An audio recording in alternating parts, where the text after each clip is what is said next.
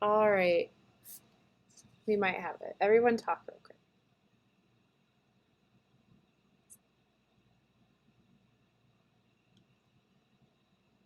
Are we audible? Everyone.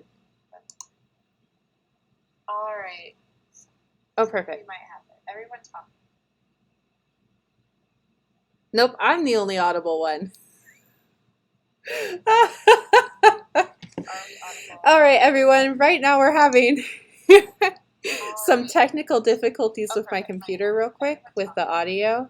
I know you didn't come here to hear me. You came here to hear Shoko. So 1 second while I hopefully figure this out. But in the meantime, I'll just chat and be like, okay, I'm going through my devices. We're going to click this button. Yeah, no, it's going to be beautiful, guys. And amazing. And yay. Anyways, so tonight we are presenting 12 Inner Demons. This is the new game on Kickstarter, and it is the debut game by Witchin' Crafts. We are lucky enough to have Shoko Sanchez with us tonight, and he has been one of the principal writers for this game. I know you guys can't hear him. I'm trying to figure that out right now, but I like my voice, so at least you can hear that. This was my plan the whole time. It's just I have this captive audience and you guys get to stare at me, and this is actually the Sam show, but not really. But we are trying to figure out what is wrong with their audio. My tech guy is coming with his awesomeness, and hopefully he'll be able to fix it. I know. Perfect. Yeah, we have to have some sort of technical issues. It can't just be nothing. Right? All right, I wonder. Okay, guys. Call me crazy, but I'm going to do this. We are not going to do this. Okay, I turn this off.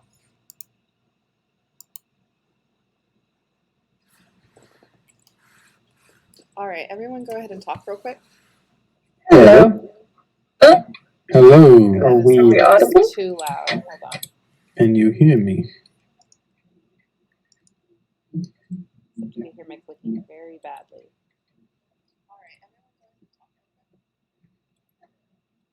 All right, so we can hear everybody now. Okay. Awesome. Awesome. Yeah, sorry about that, guys. Thanks for your patience as we try to figure out our technical issues that we have. It's my first time directing a stream, so of course there's going to be issues with that.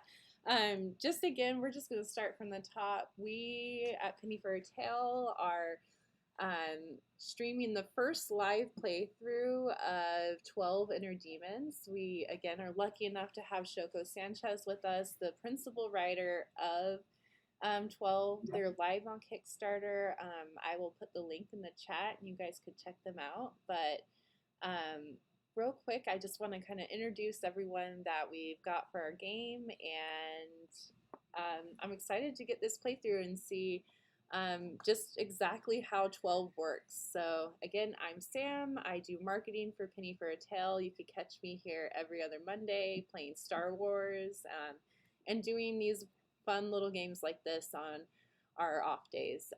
So yeah, just going around. Ashley, why don't you introduce yourself, and then Joey, and then Julia. I'm Ashley. I've been playing tabletop RPGs for a while now. I'm a GM and a player of many different systems, and I'm really excited to see how this system ends up playing out and how the game plays. So.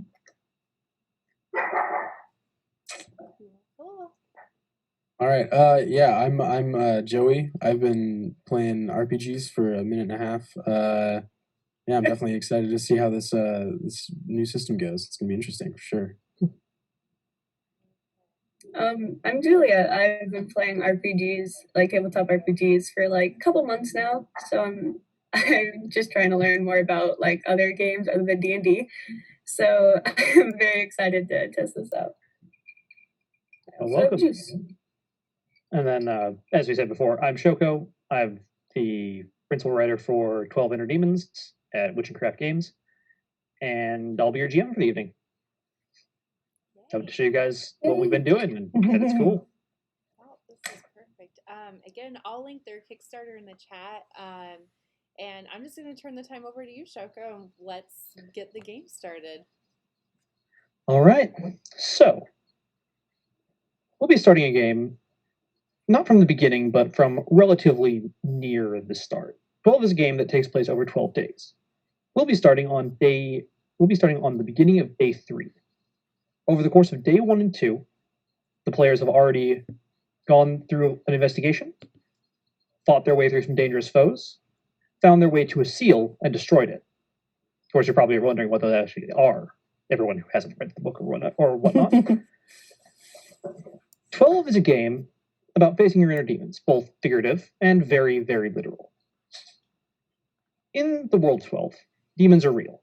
They are not exactly the creatures of, say, biblical myth. They are, I would call them predators of a different kind. They feed on fears, on traumas, on emotion. They exist unseen and mostly unknown to the world, except for those they feed upon. And then when they stop feeding, usually they leave and people's memories just fog over. But as they feed, as they get older, as they grow, they get more picky. Their power gets stranger. Their appetites become more refined. Simple fears and traumas stop being nutritious. They need something more. And that is where our players come in. Specifically, that is what Sam's character, Rebecca, will come in. Rebecca is a character who referred to as the target, for the parlance of the system, is someone who has a very particular flavor to their trauma. They're a bit something more than your average person with their usual hopes and dreams. Something bad's happened.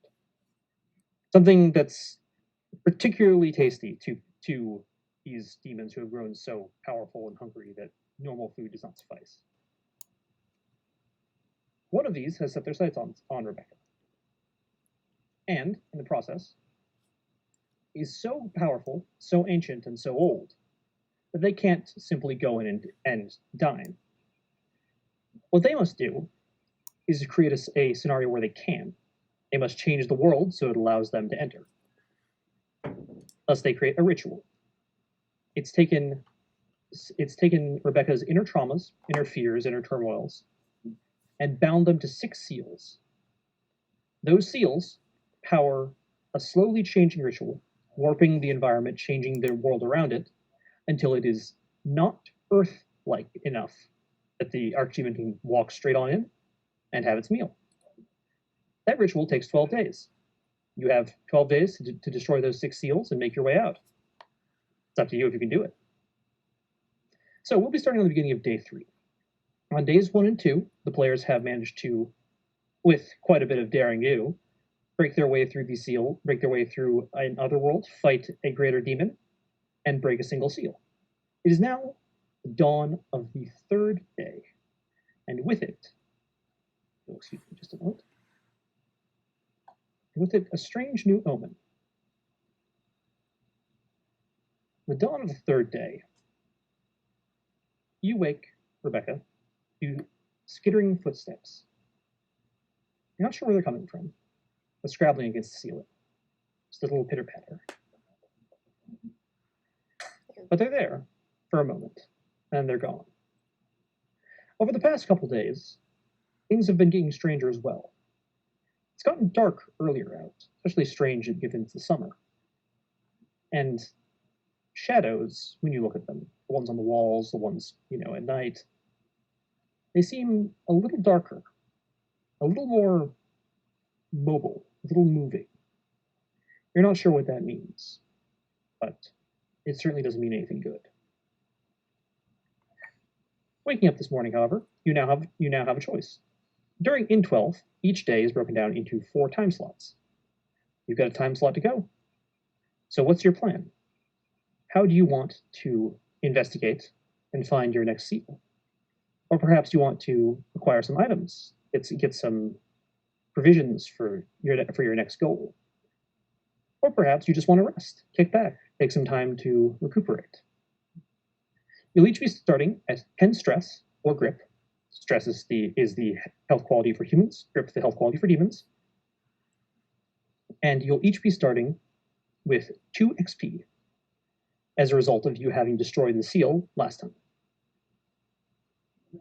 Keep these in mind. Some of the demons and some of the humans may have abilities that use their own stress and grip and may use their XP. Yep. I'll also as a little aside, I'll give a quick shout out to Amelia, who's a Nemedy art in chat. She is the project head for this game and the artist behind all the very cool art you'll probably see at some point during this. But yeah, shout outs to her.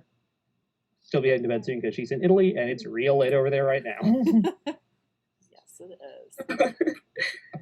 So, Don't worry. it's the morning. You have a full day ahead of you, albeit with these strange little skitterings on the walls. It's just the mice, How right? do you want to go about your investigation? What do you think would be a good way to find something strange and otherworldly in the city? Well, I run a bookstore. I'm a bookstore clerk, and so, just sort of getting ready, and I always find my answers in a book.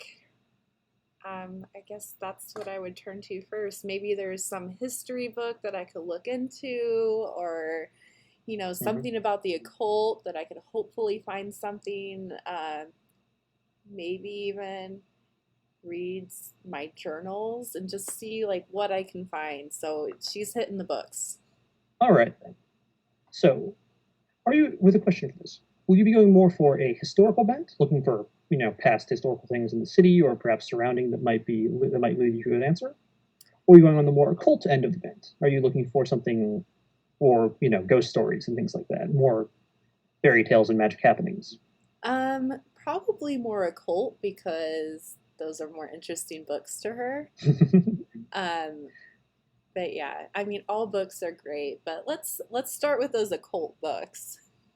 In that case, please give me a lore occult roll, and that'll be at TN6. All right. So to do that, you have 2 ranks in occult. So you will roll 5 dice and pick the highest 3. Your goal is to roll something over 6. As long as you get 1, you succeed. If you get all 3, you succeed and get a little something extra.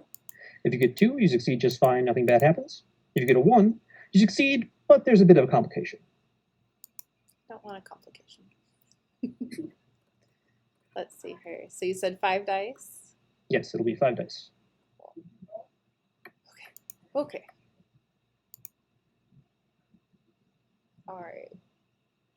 And you said anything above a 6 is a success? That would be correct. Whew, only 2.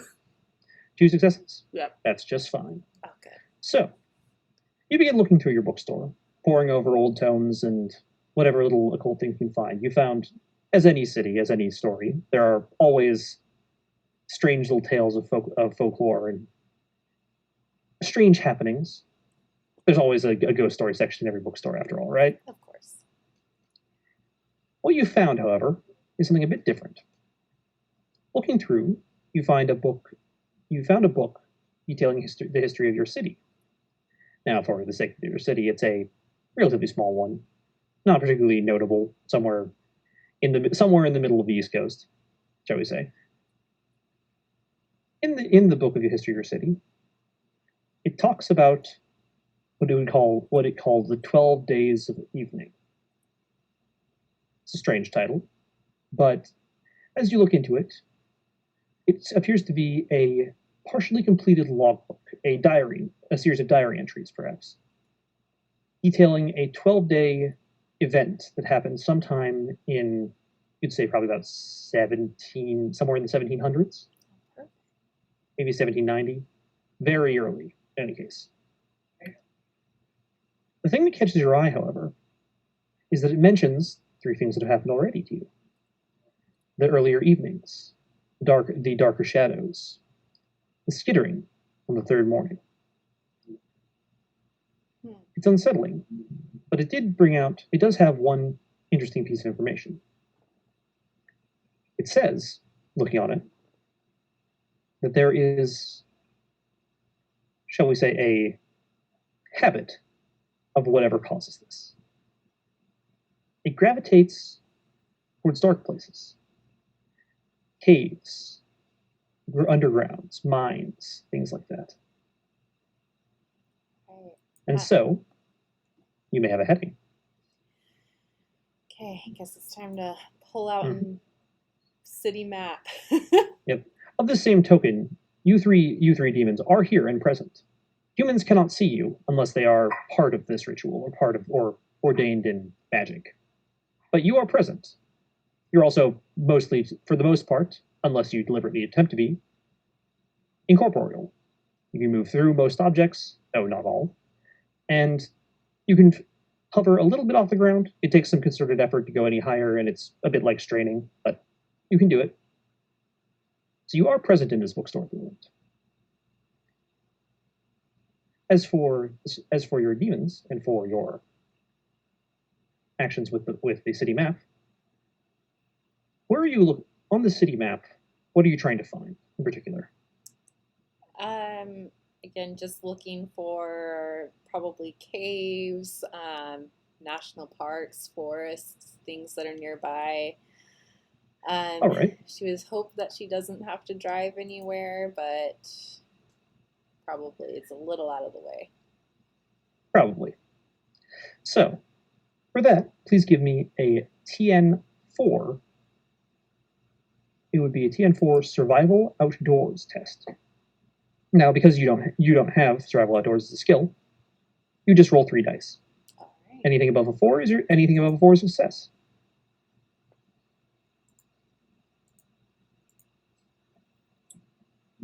All right. Do 10s do anything?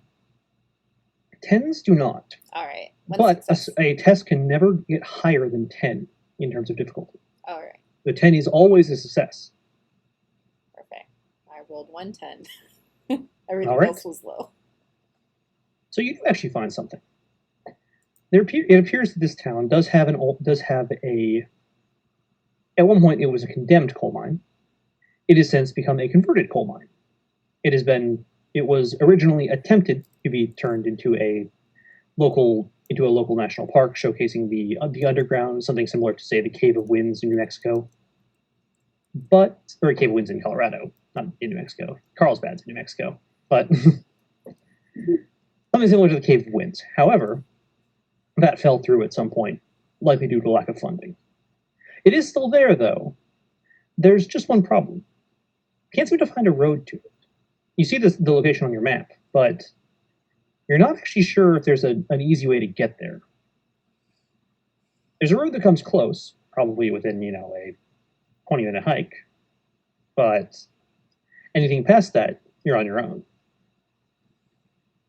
Well, it's still morning, maybe if I plan it, I'll get there before nighttime and get out. It'll just be a nice hike. Nothing spooky. Nothing spooky, naturally. At this point, however, you can do other things before you. If you want to go check this place out, you can try. You could also try looking for other things, attempting to find other locations that might be easier or closer, keeping this, on the mind, as it were. Additionally, you could try to go find some supplies or things to equip yourself before you go down. A flashlight might be helpful, for instance. Or you can simply go. Take chance what you may, and then retreat and reevaluate afterwards. That would be up to all of you. Yeah. What do you think? Well, Rebecca has no points in survival. She isn't a hiker. I run a bookstore. I am a book clerk.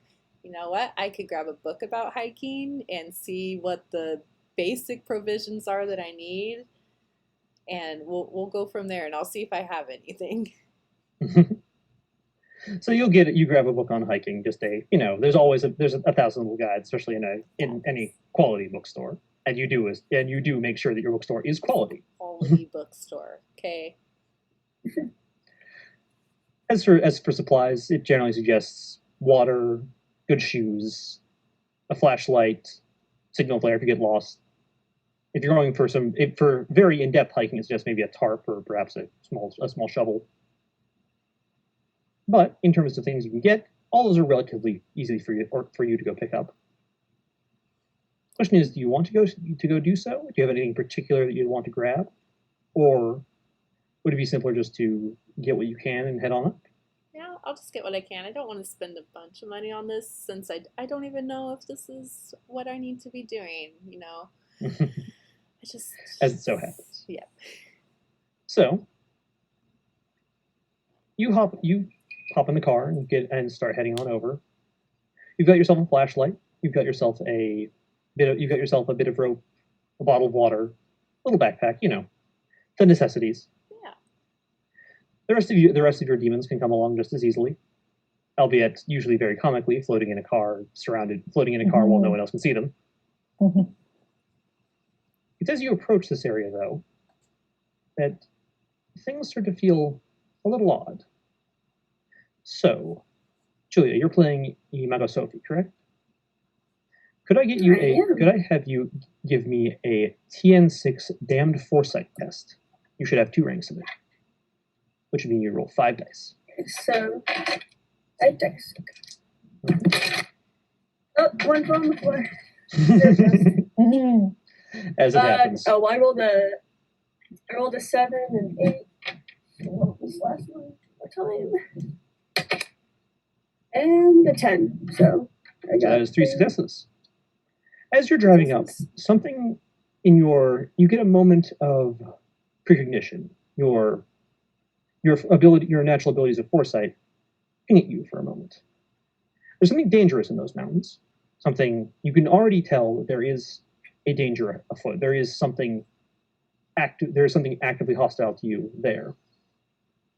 Though what you see it is both concerning and not. What little snippets you can see are paw prints on the ground.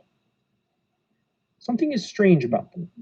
Not perhaps a little too large, perhaps a little too long. But nevertheless, they still look relatively like an animal's paw prints, relatively like something normal. You do know that it's up there. You're not sure from where. As it stands, however, the 4 of you find yourself at a gated fence where an old dirt road slowly tethers off into the wilderness, right about at the edge of where the map said you would be. The map has perhaps a 20-minute hike leading to where this mine should have been.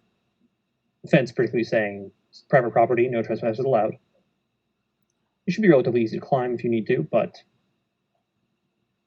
perhaps there's another way around. Or perhaps there's something right about walking this area off.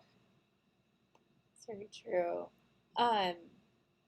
Quick question. Do I know that I have these demons with me? You do. Yes. I do. Okay. Yes, you are full. You are the only person that you know of who can see them. They can talk to you. You can talk to them. They are fully there, fully able to tune in on any of this. Okay, so cool. So I could see them. I could talk to them. Mm-hmm. Perfect. You've already been through one daring adventure together. Okay. For all of 2 days. Yeah, I guess I'll look. In particular, they've joined with you. We're essentially homies. Essentially. In particular, they've joined with you for a variety of reasons, but most often than not, the primary reason that a lesser demon will join with someone who's being targeted is a desire not to become the part of the inevitable collateral damage when an archdemon arrives. They're not particularly, once an archdemon gets in here, despite their need for a specific target, they're not particularly picky about what else they break. That can include other demons, other humans, other buildings, other cities. You name it, they've done it. I'll point to Pompeii as an example. Oh no. Can I use insider information from my origins to possibly figure out more information about what is actually in this mountain? That you can. So, Okay. specifically, your insider information gives you the ability that whenever you enter an area that houses a seal, Mhm. which of this loose area the mountain does, you can ask me for the trigger to a single trap or hazard within the area. I'll tell you what it is. I'm not required to tell you where it is. Okay. So can I ask for the one that is closest to our location? That you Or can. like the one that's closest to the seal type question? Those are two different places, but yes. Okay, but I can ask for locations Yes. as far as that go, just not a Yes. specific. I will ask for the one that is closest to our current location. Of the closest to the current location that you're in, you know how these demons work. At one point you were among them. You were part of an entourage beckoning in an archdemon. You've since left, but your knowledge of their general mindset and processes gives you a few things. One of which is that demons, by and large, especially ones working for an archdemon, are very lazy. They don't do very much more than they need to. The trap that you know will almost inevitably show up here is what you'd call a pit trap. Not exactly a classic falling pit, but a hole in the ground somewhere that upon an activation, in this case you would guess likely passing through a doorway or a threshold of some kind, will open up into the other world below. Another world being the area of effect that a seal has, a strange warped place where reality becomes something a little more strange, a little bit less real. Once in another world, things are a lot easier for the demons in question, so it's a lot easier for them to deal with you. In this case, your guess would be that it would be passing through a defined threshold of some kind nearby. Okay, so I will make sure to tell Rebecca to be careful of any thresholds she is going to go through and try to avoid them. Mm-hmm. Are there any bugs in the car? I mean, there's a fly that flew in through the window. Okay, I'm gonna shift into the fly. All right, so you're going to use your possess animals ability? Yes, yeah. All right. That, being that it is a fly, would have a target number of 1 to possess, so you can do that very, very easily. You don't even need to roll for that. Yeah, I was gonna say. Yeah, you literally cannot fail. Hey, Rebecca, So- look, I'm a fly. I land on her. Here's my question to you: I'm already How? hearing voices. How visibly would you possess this fly? It's like you've seen Danny Phantom, right? Mm-hmm. It's like whenever he goes into objects, it kind of like shrinks down. It's like that, but really small because it's a fly. Excellent. Yeah, I feel like my voice is still projected the same because it says that like all my abilities are still. Yes, you still have My full default access ones, to all of your abilities while possessing something. So I just have a normal voice. Hey, Rebecca, look, I'm tiny, and you can't find me, can you? I'm in your ear. I'm going to squish you. Please don't squish this. It's the only animal I could find in the car. Couldn't you wait to find like a squirrel or something? There are no squirrels in the car. Okay, All right then. I'm done with this. I'm just gonna park the car. Are any of you guys gonna turn into squirrels or flies or anything else that I should know about? I will most assuredly turn into a squirrel, but I am not going to do that yet. I still don't So- know how to handle these demons. They're a little weird. That's the point of us. So at this point, it'll be up to you on how you want to proceed forward. There, you have a path forward. You have a gate, and you do know that crossing a threshold of some kind may be a trap. Yeah, guys, the gate's locked. I mean, maybe we should just go back. We could break the lock just break it. That's fine. You're a fly. How are you gonna break a lock? I could be a bear if I wanted to. I just don't see any right now, so Yeah, so I guess Don't you have a baseball bat in the trunk? That you she'll do. like lean down to pop the trunk, get out of the car. Can I actually just pop the lock? You absolutely can. Okay, I'll That'll just be- go. Yeah. That'll be a brutal strength test, Okay. which you actually so- get some bonuses at because you are a Yes. horned demon. Yeah, so I Also, feel rolled free to 5 describe- dice. For you, it would be, I believe it'll actually be slightly better than that. Okay. Give me just one moment. Yes, so for you, it'll be 5 dice, and Okay. the target number is lowered by 1. What would have been a target number 5 is now target number 4. Okay. So as she's going back to the car to get this bat, I kind of look at the lock and decide that this is just taking too long. I want to get to the seal and break it as soon as possible. So I wrap my clawed hands around the lock and just try to like pull it apart as hard as I can, breaking the chains and lock. And I have 1, 2, 3, 4. I actually got 5 successes at that. So yeah, that would be only, as it would be 3 successes, but you know, Yes. the lock parts like tissue paper. There are a few things that can survive up to that much force, and sadly, stainless steel is not one of them. I'll kind of hug at the lock. Hey, can we just go in now and continuing on? Don't you be a horned demon.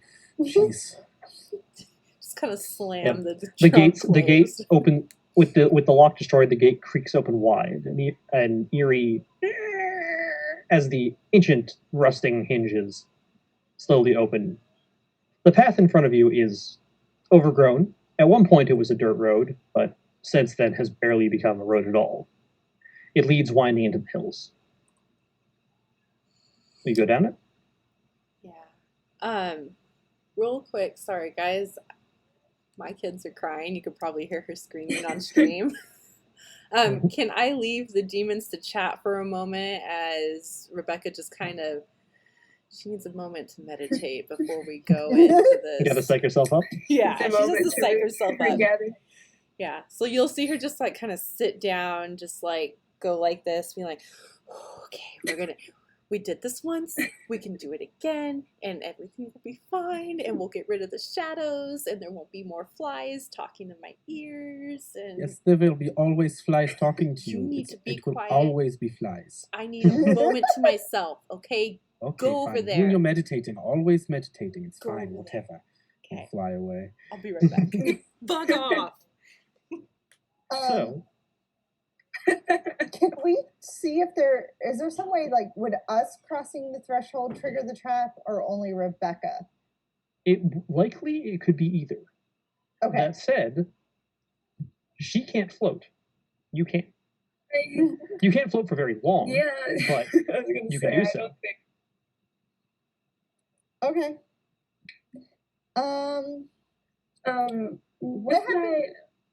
With my like ability of like true sight, or being able to see, would I be able to like kind of see if there was something like suspicious like in the immediate area that could? You could. So your foresight comes in two facets as the level that you have it at. The first is a danger sense. You can sense when there's something actively trying to harm you. The second is a life sense. You can sense living things. You cannot differentiate. You cannot sense free moving demons, and you cannot differentiate between, say, a possessed human and a non-possessed human, or something like that. You see living things besides plants, but not anything specific about them. I do think I would like to see if there's anything living other than Rebecca around here. All right. In that case, give me so- it would be a damned foresight roll. That'll be TN6. So that'll be rolling How the many same dice 5. would that be? That'll be 5 dice for you, and any roll above 6 is a success. I'm just so good at dropping dice. I'm just a master at.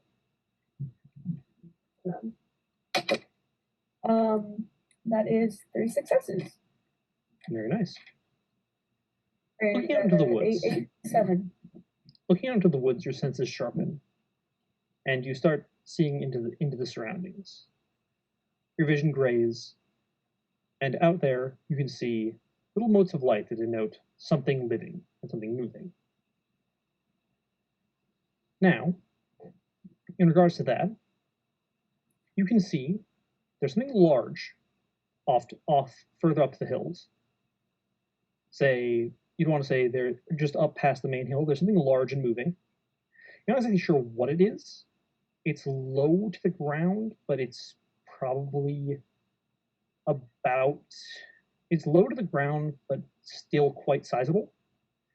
There are a few cluster of small things moving through the trees, a few more things moving through the brush, and something stranger still.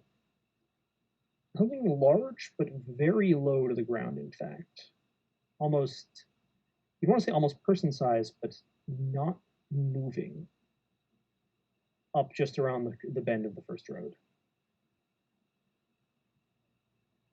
So good news and bad news. Marceau, I either found you a bear or I found something that is trying to kill us. Or both, festive. I mean, yes, bears generally would try to kill. Would they try to kill a demon? They would not be able to see you. Yes, well, that makes sense.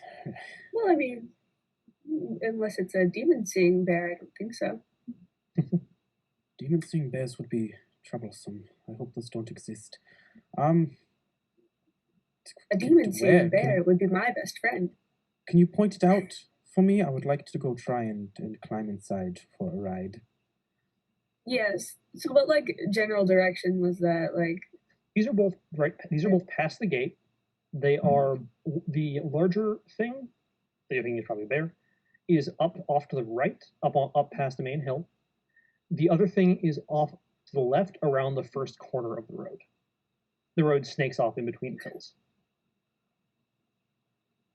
We probably ought to wait till Rebecca comes back so we could investigate. I don't want to leave her behind for this potential bear. It's probably a good idea. We don't really want her dying, I think. That would be not favorable. Not trying to become archdemon food, generally speaking. Not really. As a note, and this is a bit of a thing for this game as a whole for all the audience. It may interest you to know that the demons you face do not want you dead. Not usually. They want you to suffer, because that's nourishment to them. They eat fear, they eat anguish, they eat suffering. They don't want you dead. That doesn't mean that there aren't worse things they can do to you. Keep that in mind. In the meanwhile, though, while we wait, are there any other plans you'd like to do? Anything you'd like to try while you're still here? So we can hover some. So I think I'm going to try to cross the threshold. And if for some reason, the ground falters, I'll try to hover to the other side of the pit. So we know if the trap is actually there for when Rebecca would step across. All right. You pass through, and nothing. The old gate creaks in the wind. There's a slight rustling in the leaves as the wind blows through. Okay. Oddly quiet. Oddly calm. I'll look at my other two demons with me and go, shouldn't we actually just investigate ourselves and keep Rebecca maybe out of the fray a little? That's probably a good idea, honestly.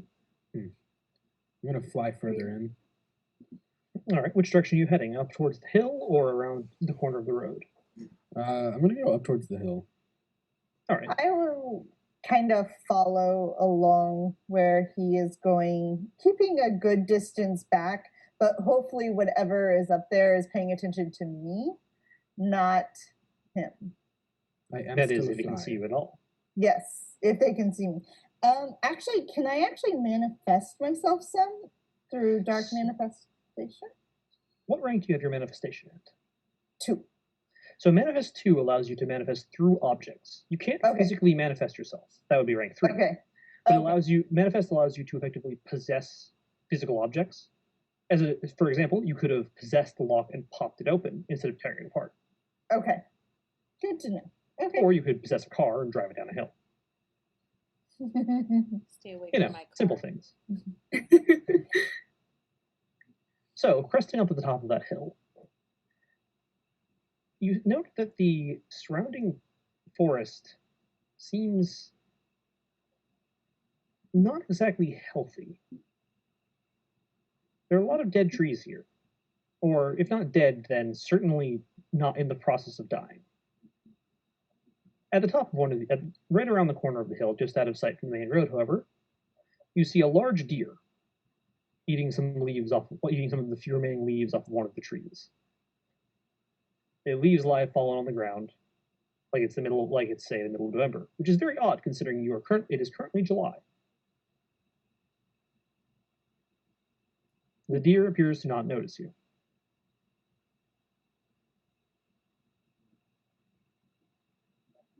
So, what do you want to do? I'm just going to ignore it and fly back. It's just a deer. It's nothing. It's boring. It's not What as was pretty as a around the fly. curve up there that was lying low? Oh, I didn't see that. And it looks like we have Sam back. I'm back. Sorry, guys. Does exist. All right. Inner peace. Yeah. So during that time, could she have like pulled out her tarot cards? I'm sorry. What is going on? Absolutely.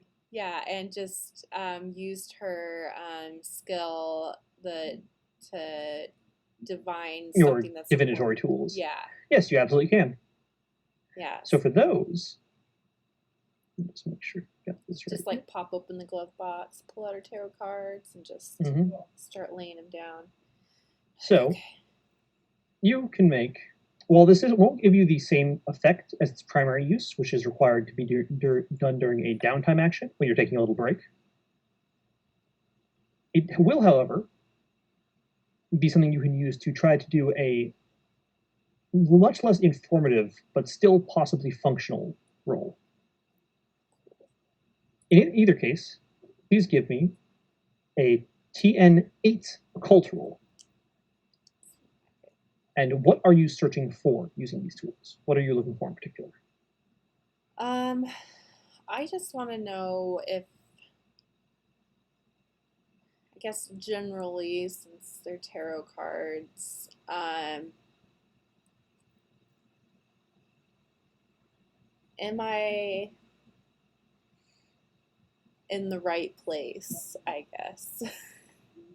She just wants to make doubly, triply sure that she's not gonna just trespass and walk into some place just because these demons told her, oh, there's a hole in the ground you need to watch out for. I still don't trust you guys, even though we broke one seal. Yeah, like anything that could turn into a fly or break that lock like that. I'm just like, okay, you could eat me. No. You said 8. DC 8? It'd be target number 8, yes. All right, so 2 successes. There'll be 2 successes? Yeah. Consulting your cards, you get a distinct impression, shall we say, that you're in the right direction. There's something here. It's not exactly clear if it's what you want, but it's something you might need. Okay. Yeah. That said, it is unfortunately rather oblique given that you're not being able to do this during a downtime action. Would you have more time, you could very easily do this with much more clarity. Yeah. Just needed to meditate. Now we'll look at the cards. Yeah, she'll stand her up and just like kind of brush her pants off and look around for the other 3. At this point, 2 of them are floating up near the hill, and I believe Mago Sophie would be back with you. You may want to also educate her on what you found. The others are up investigating some odd signs of life up ahead. If you're ready to follow, I suggest we go now before they get too far ahead and make bad choices. I Are they okay? Yep. Let don't tell me anymore. Let's go. All right. So you head down the road. Bad choices. As you walk forward, you pass the hills and start seeing the strangely dead section of forest. The trees all lie low. The branches are spindly and almost brittle. Notably, the thing you saw up around the corner of the hill, the thing lying flat, isn't there. Or if it was, it's moved. The hike otherwise is relatively uneventful, save for, shall we say, an ominous change in the weather. So it's get cloudy. Not unbelievably so, but it certainly isn't doing anything for your mood. Does she have any cell phone reception? Can she check the weather app? You do not have any cell phone reception up here. Oh gosh. Do you guys like have any weather powers or anything like that? Can we just kind of not? I can turn into a fish, maybe, if you have a fish. I don't know if that helps. Check the weather. I don't hope it know. doesn't rain enough for you to need to be a fish. Well, I mean, I'm just saying, if you need to fish, I'm here. That's oddly comforting, but not, I guess. All right, well, let's just try and hopefully get into the cave or some shelter before it starts raining, okay? I mean, I don't As want you to... approach, you do eventually see the cave. It has since been boarded up, or not exactly boarded up, but they put a board cordon in front of it saying, "Do not enter, abandoned coal mine." It's just a simple cave. There's an old weathered sign for what would have been the tour to the wonderful Whispering Cave, a scenic tourist reservation. The sign is horribly rusted and the paint is flaking everywhere. This looks fun. Yeah, that's not a sign to go in. I don't know what is. I will walk up and again use brutal strength to start trying to pull these boards down so that Rebecca will be able to. As I know, it is just like a one board in front of it. Oh, it's just one? Yeah, it's just a board. It's nailed up so that She so just you has can't to just make walk it in look epic. easily, but it's not particularly an obstacle. Well, I'm just saying, if the boards aren't there, we have deniability. Just It's an very idea. true. Just saying. Does a demon need deniability? No Hey, one can Robin, see you. you might. Everyone Let's hope thinks we I'm don't get caught. crazy. Well, again, I think I will go first just to make sure that when I cross the threshold, and I will try crossing it by walking across it and float if necessary, if the trap is sprung. This seems like a good place. As you pass, there's a warp in the ground in front of you. The mouth of the cave, the floor suddenly falls away.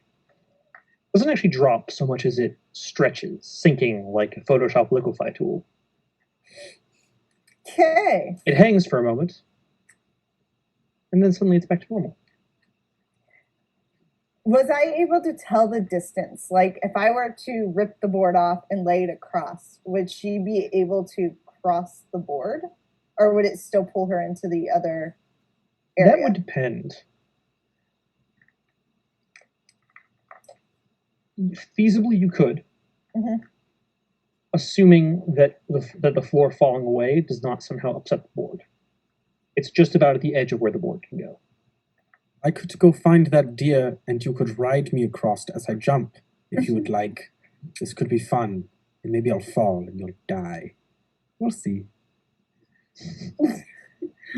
I mean, it would be terrible if you don't do that? I mean, it Why would don't be we terrible, not? like I said, but, I'll probably make it. You did Deers not are say good at that. jumping. You didn't say I'm that at the saying it beginning. now. I will probably make it. I'm just saying there is a chance, obviously, that I could slip or something. I don't want you to die. I don't want to become, like I said, archdemon feet.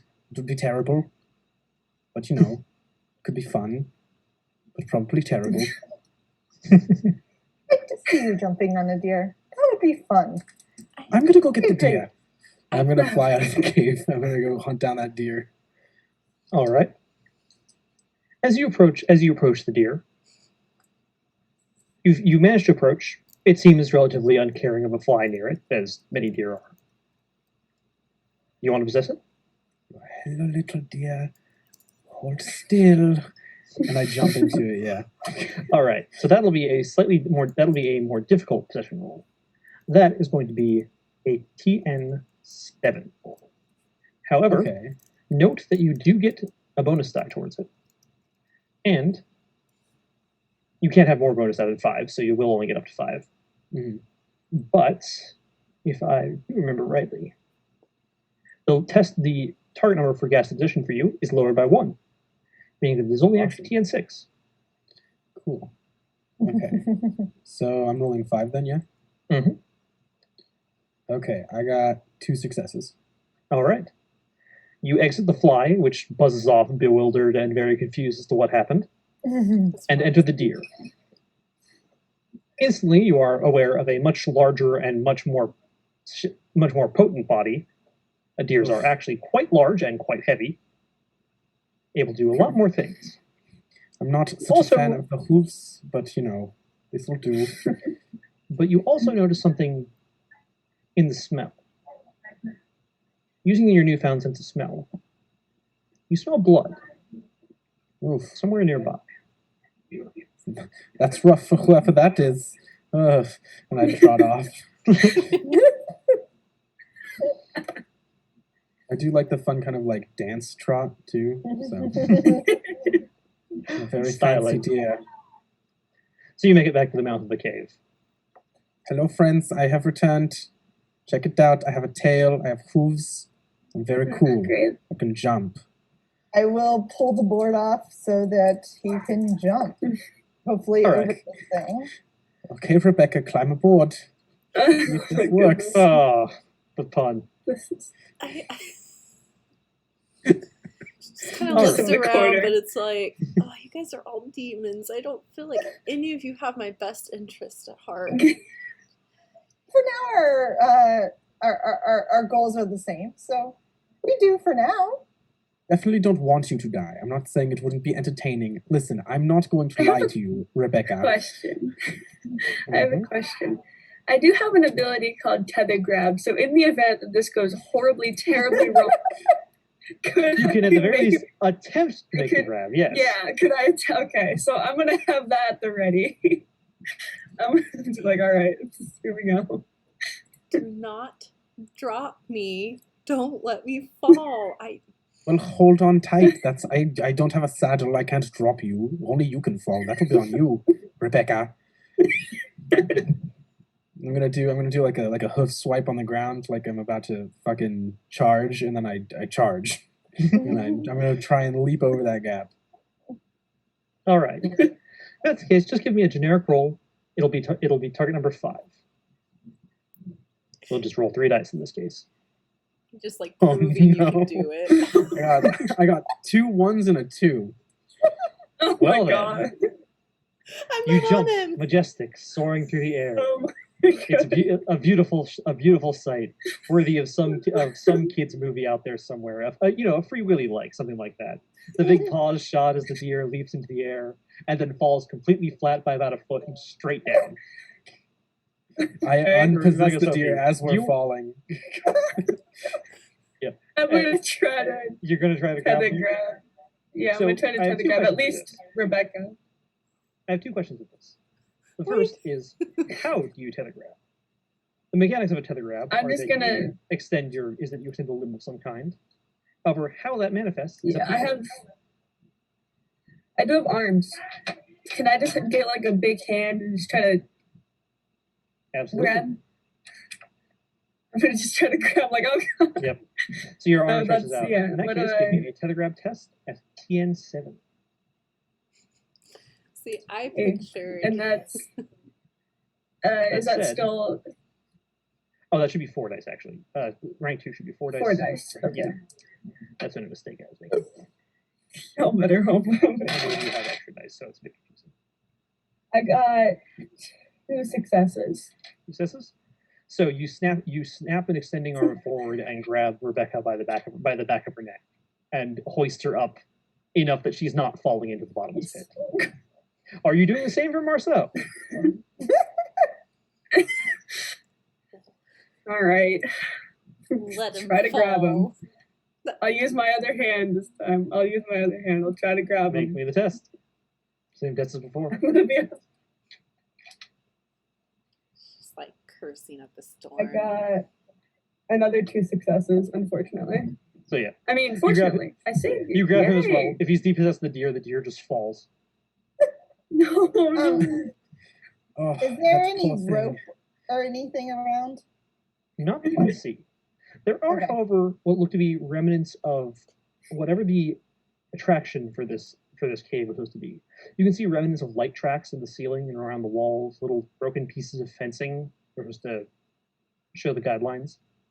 In fact, further up ahead, now that you've effectively seen a little bit further into the darkness, you can see a podium of what looks to be one of those little a little electronically guided tour, albeit horribly rusted. Is there anything that I can kind of possess and kind of cause it to go towards them to help them get up and over this hole, or are they already on the other side? They're not on the other side. That said, you could try to help Magna Sophie just pull them out. You can use Okay. you can use your brutal strength to Yeah. just physically pull with Okay. Magna Yeah. Sophie using her arm as a rope.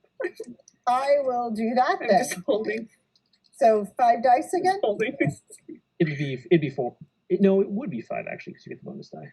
Okay, and what is my target number? Your target number, or actually no, it'd be 5, but your target number is lowered by 1. Or sorry, Yes. 4 dice, but your target number is lowered by 1. It'd be 4 dice. Your target number in this case will be 5. Okay. Oops. I feel like Marceau needs to scream like a dying deer. So I got 1 success. All right. So you wrap your arm around the Magna Sophie and pull up, pulling the 2 of them up onto the ledge. However, in the process, this destabilizes the board, which falls down to the abyss below. We need to find another way in, or we may need to find another way to get across. Oh, great. It's a real good plan. Bye I'm back glad up that you already. went with it. Yeah, here back up. Oh, Yep, so you're back. I have bad news about the deer. It did not survive the fall. The good news is, obviously, I did. So, we're at a net win, I think, so far. Not really another way across the pit, but yeah, so that's all I had was the deer thing. Yeah. Can I Rebecca, try to throw her across? You absolutely can. she's gonna pick up her bat and just kind of be like, "We are not jumping across with another deer. You are not gonna throw me across. Okay, we will figure something else out, but you will not touch me again." But I'm trying to think if I could somehow use tether grab to just get her over there. I don't know if I attempt it. could. It's a task that you could attempt. Um, Can I just try to float across? Again, Well, that's something you we're can trying to attempt. An important thing about your floating, it is akin to holding a muscle. It is not easy, and you cannot do it forever. Your default state is Okay. floating a couple, maybe an inch or 2 off the ground. You can attempt to power float your way across, but it's akin to say hold it to doing a pull up and then just holding it for the entire duration as you move. Not exactly the easiest thing in the world. The lighting above, does it look like we could grab onto it and I don't know, for lack of better words, just climb across? Perhaps, though you might need something to actually get a good hold on it. Okay. Sure, I could can always throw be you. Yeah, it could always be a living just bungee cord, so in case things go wrong, just get you back up. So if you could try to throw me, I'm okay with it, personally. Okay. Can I just throw him over and see if he can find something on the other side? Yeah, I'm fine with Absolutely. you throwing him. Okay, Please that's what I'm toss doing. me. Is that my brutal strength again, or would that be something else? That'll just be brute strength, yes. Okay, so 4 dice. I'm gonna try and like straighten out. It'll be target number 4 in this case. Okay. Demons naturally are demons are particularly light. I They're got mostly 3 gas. successes. Recesses. So you just toss him straight over, sails right nice and easy, and in the process, you land into what looks to be you land next to a box, ancient, discarded, covered in dust, and apparently filled with what were supposed to be park employee uniforms for this natural park. Enough of them, however rotted, probably make a rope. I try and put one on. As you are primarily incorporeal, it does not stay on very long. I just kind of like look at the hats and I'm like, damn it, it's nice. Fine, and I knot them together, trying to form a rope. All right, that's relatively straightforward and simple to do. You have a rope. It is not particularly stable, but it might work just to get you in. Hey guys, I made a bad rope. Thank you. Would you like to try and, I don't know, climb across it? I suppose, I don't know how this is supposed to work, but, you know, I'll just toss it. And I toss one end over there. I'll look at Sophie and I'll go, here, tie yourself up, and then I'll throw you over. Yes. I'll hold on. Don't worry. I'm not a fly anymore. I have demon strength, I think. I am gaseous. Like a rank of it. Wait, no, you actually don't have a rank of it at all. I just want to I go. couldn't even rank the amount of strength that I have. Such power. All right, then. In any case, how do you want to proceed forward? You want to try using the rope? Would you like to try to retreat, come back later with something to aid you? Storm is brewing. Oh gosh. How wide is the entrance to the cave, and how big is the hole? You would say width-wise, the entrance to the cave is probably about maybe 10 feet wide. The hole itself extends for about 8 feet, but it is just straight down. I can so throw you over that. You'll be good, I promise. You saw, I threw him. There was no problems. You know, normally I don't condone this, but this might be our best option. I don't know how much I trust his little rope. I mean, hey, no offense. No, I'm just saying. It's a bad rope. You're right. You shouldn't trust it. You should be thrown, Rebecca. It was fun. Look, I did it. I'm fine. You're not even a solid creature. That's rude and true. Nothing in my book said demons would be throwing me across 8-foot holes. Let's write that page in the book. You can write it as you're flying through the air at X amount of miles per hour. That's a What's beautiful the worst that sentiment. could happen? You fall. Okay, just throw me. I'm not gonna look. Don't tell me when you're gonna do it. Just okay, do it. Don't tell me though. Okay, so we'll tie the rope around her. Wait, I like, can feel that. wrap her arms, and then Just do it. Pick her up and try to throw her across. All right, that's going to be target number 8. Oh wow. Humans are a bit harder to out, move. Like I'm gonna try and catch her. Is that with the reduction for? Oh no, you're correct. Target number 7. Target number 7. Okay. Let's see how this goes, Rebecca. Ready? One, He screams. two, Wait, you're not supposed to kill. I don't want to know. So you just yeet her right across. You land relatively okay. You kind of just flop onto the rock and roll a bit, but you're there. I told you I could do it. She's just Not kind of landing, huh? laying on her stomach, just like, okay, we got this. We're gonna save the world, right? Rebecca, would you like to be calm? I am calm. You don't look very calm. I'm gonna try and use my persuasion to like chill her out. All right. In that case, give me a would be Malefic influence. Give me a. What is your current grip? Is 10? Or Yeah. current stress is 10. In that case, it would be target number 10. You roll against the target's current stress. Okay, and do I get Okay. 5? You would get, with your bonus dice, yes, you would get 5. And your ability would lower it down. Or no, that'd only be through possession. So yeah, you do get 5 on this one. I got 110. So you do manage to, via the supernatural power of your own voice, calm her down a little bit. However, Rebecca, you are fully aware this is happening, and it's very uncomfortable. Being Rebecca, made it's supernaturally fine. to calm down is not exactly pleasant. Especially when you physically know it, when you actually know what's going on right in your face. You're doing so great, Rebecca. Look at you. You survived a pitfall. Look at that. So calm, so nice. So fun. Right? So fun. Just get up and brush yourself off, and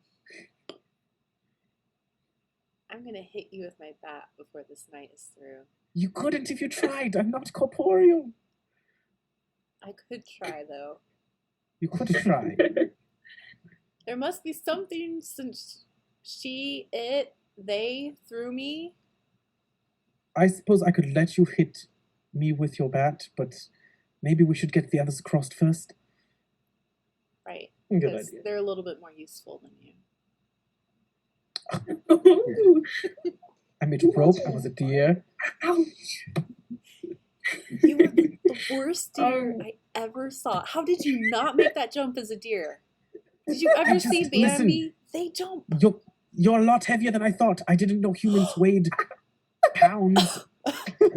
Demons weigh grams. We're gaseous. I would have you know that I don't eat a lot of junk food, okay? I know I sit at my desk and read books a lot, but I'm on Rebecca, a there were 4 bags of Cheetos on the ground in the car. Those weren't mine.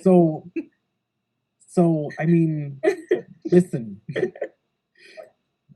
I will, while they're over there like arguing, I Yeah, will do you mind? Sophie and like throw her across. Throw me. Yeah. In that case, it's in the case at this point, because you have Yeah. the grab, you can do this without a roll. It's very easy for the two Okay. of you to combine the two to just get yourself Throw me. across. Okay. How do you let's throw go. yourself? And I like toss her so she grabs and like hold Yeah, on. then I can just. Coming across. Yeah. Yeah, or at the very We least, like just toss make her this and then have her reach out and grab you, Yeah. and have the other two hold her. Yeah. down and pull you across. That's what I. Yeah. Oh, I So was you're like, not she's really like in gonna the cave. punch herself and like. The cave, this other side of the cave, has what looks to have been a little stalactite diorama.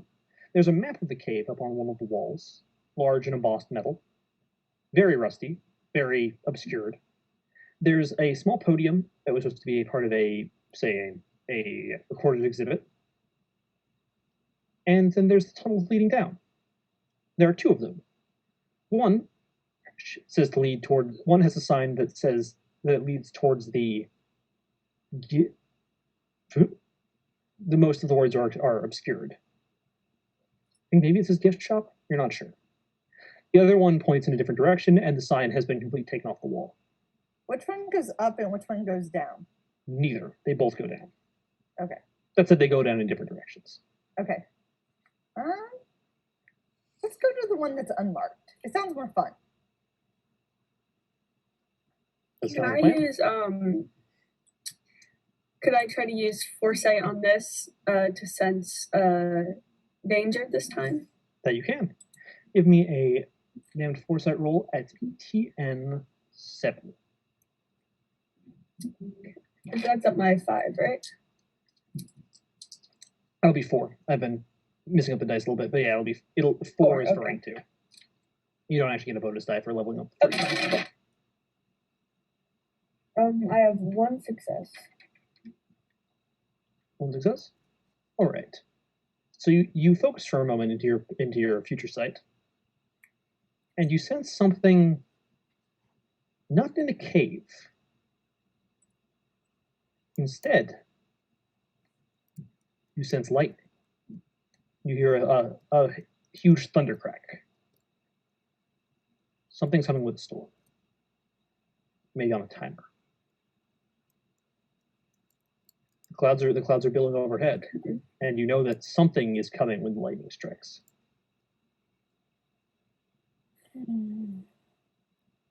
Do I hear thunder, or is we that need to just... hurry. You do not. Okay. She's using her foresight ability to see slightly into the future, and sees that Yeah. when lightning strikes, something is coming. That said, when you entered the cave, it was getting cloudy out. You may still have some time. All right, we need to hurry. I do sense some kind of danger coming with the storm, if not the storm itself. A storm? It's... So Okay. it's all right, Rebecca. We're here to protect you. You've seen how competent we are. So competent. You've seen how competent most of us are. Hey, I I know that was directed at me, okay? I have no idea what you're talking. I did not direct anything at you. Deers are not that easy to control. They have small brains. I don't think the deer was the one with the small brain. Gonna be I honest. You don't have a brain. start like walking down the one that has no. Just walking straight forward. Yep, I just start walking while they're arguing. All right. As you head down the tunnel, Torn. Argument tunnel. it leads down into a smaller kind of cramped space. You can see, looks like a fuse box along the wall, and more of a light exhibit. And then you enter a larger room, kind of what you think would be like a grand showroom in terms of this exhibit. So There's a small winding path fenced through it, in part of a large cavern, but it's dark enough that you can't really see much around you. There are a couple flickering lights on the path. I'll enter the fuse box and see if I can somehow activate it, like turn it on to turn on lights or something to help guide us as we continue down this path. Give me a dialogue manipulation test at TN6. Okay. And this is 4 dice for me, is that correct? That'll be 4. Okay.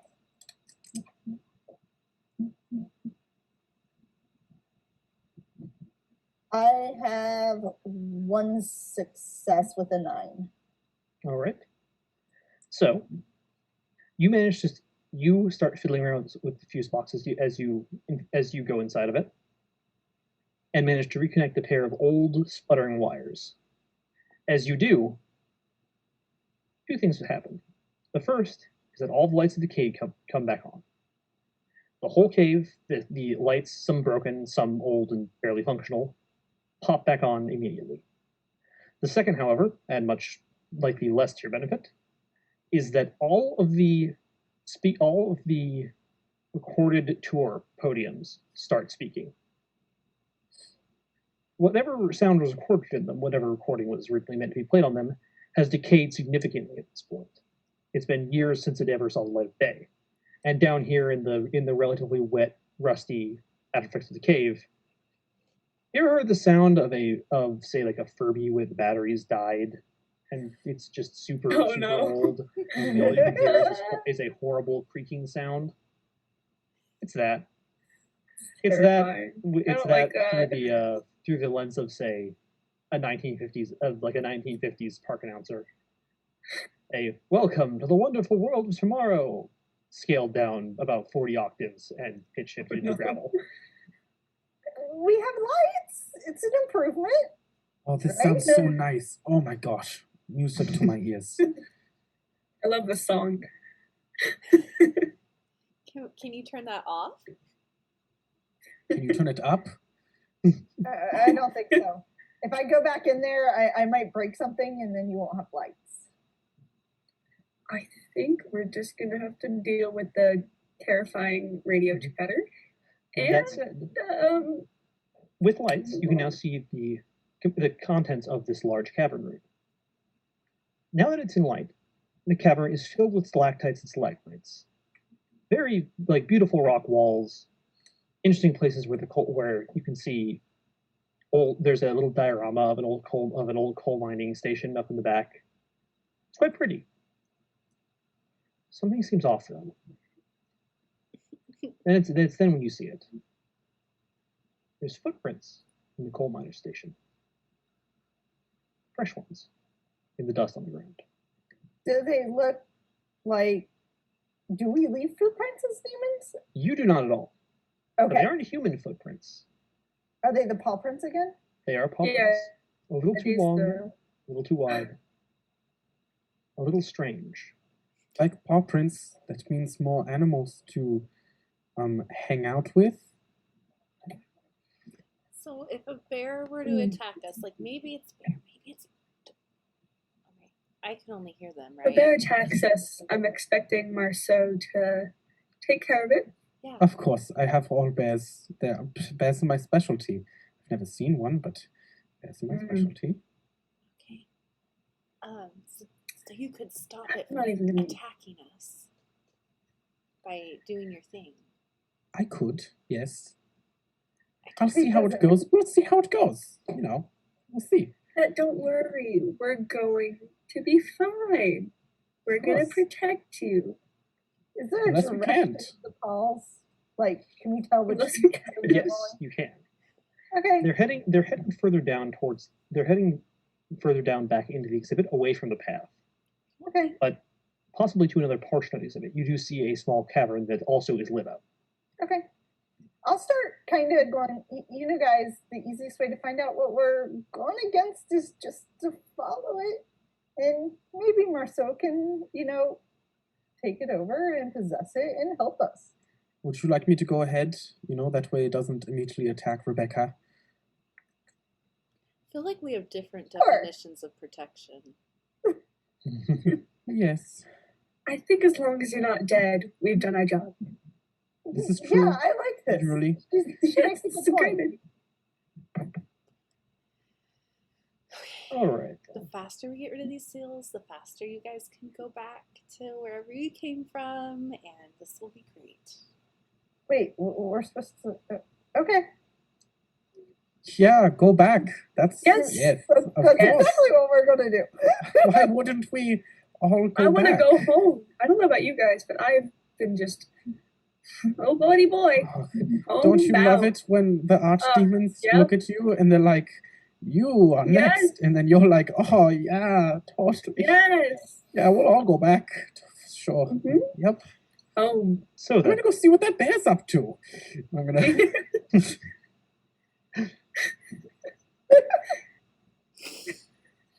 you're heading through to the next that little next cavern that you're following the footprints to? Yeah. All right.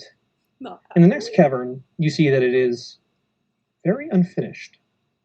It looks like there was the start of more of the path being built here, but it stops abruptly in the middle of the cavern, despite small areas being already cleared out.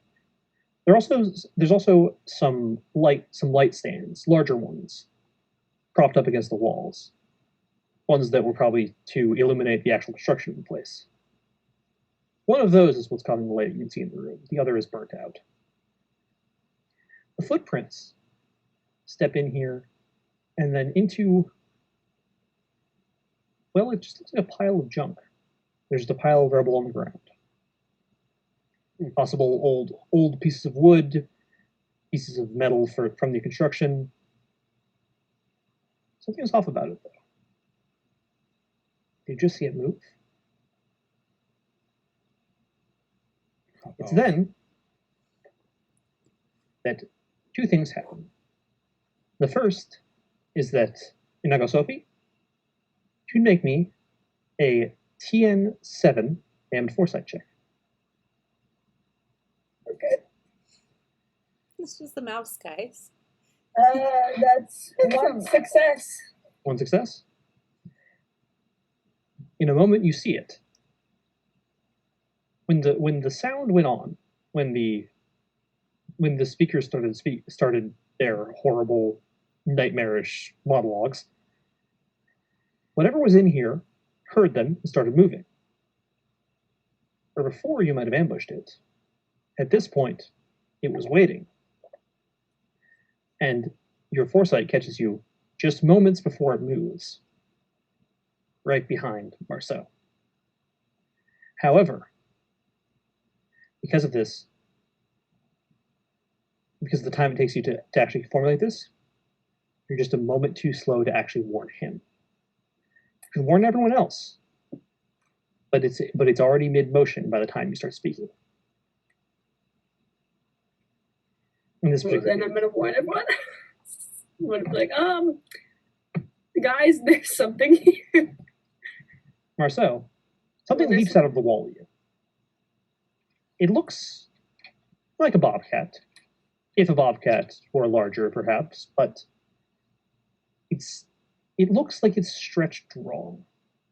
Like if you took a bobcat around a larger skeleton for it, its body is at odd, awkward angles for it, its face pulled strangely. There's something very strange, very wrong about it.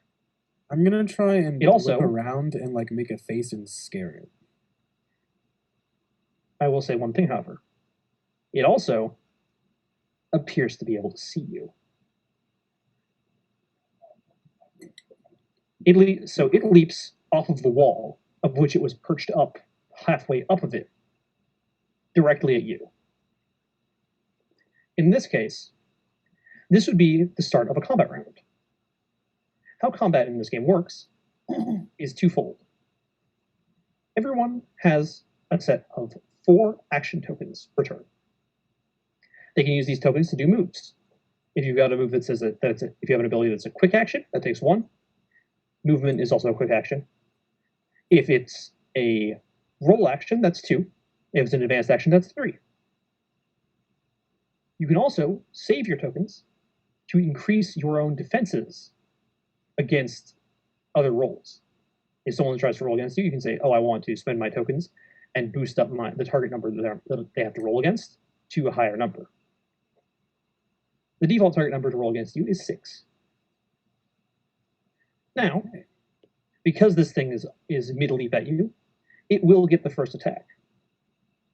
So you can, Marceau, you can raise your target number to prevent you from being hit, but it will leave you with less tokens on your turn. Would you like to, or would you like to just chance it? I think.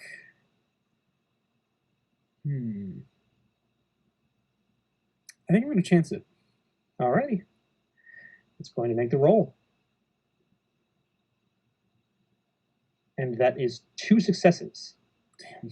The bobcat thing snarls through the air and then sinks its teeth into your shoulder, pinning you to the ground as it's thrown off. The bite is shockingly and surprisingly very painful. You feel there's an acrid tang of magic as the teeth sink into you. You take 2 grip damage. Okay. You set your grip down to 8. As an important thing with your grip, this is a mechanic that hasn't particularly mattered as of the moment, but is something to keep in mind. You get a +1 to any roll you make where the result is below your grip. So any die you roll, if it's below your grip, add 1 to it. The more healthy and whole you are, the better you are doing things. As things get more dire, well, good luck getting out of it. Okay. So now then, we go to combat. And here's how combat works in this game. For initiative, you all choose a turn order. What order do you all want to act in? It's up to you. That's all you decide. I would difference being- probably go first. The Yeah, I only think caveat that's probably- is that this creature will act in between your turns.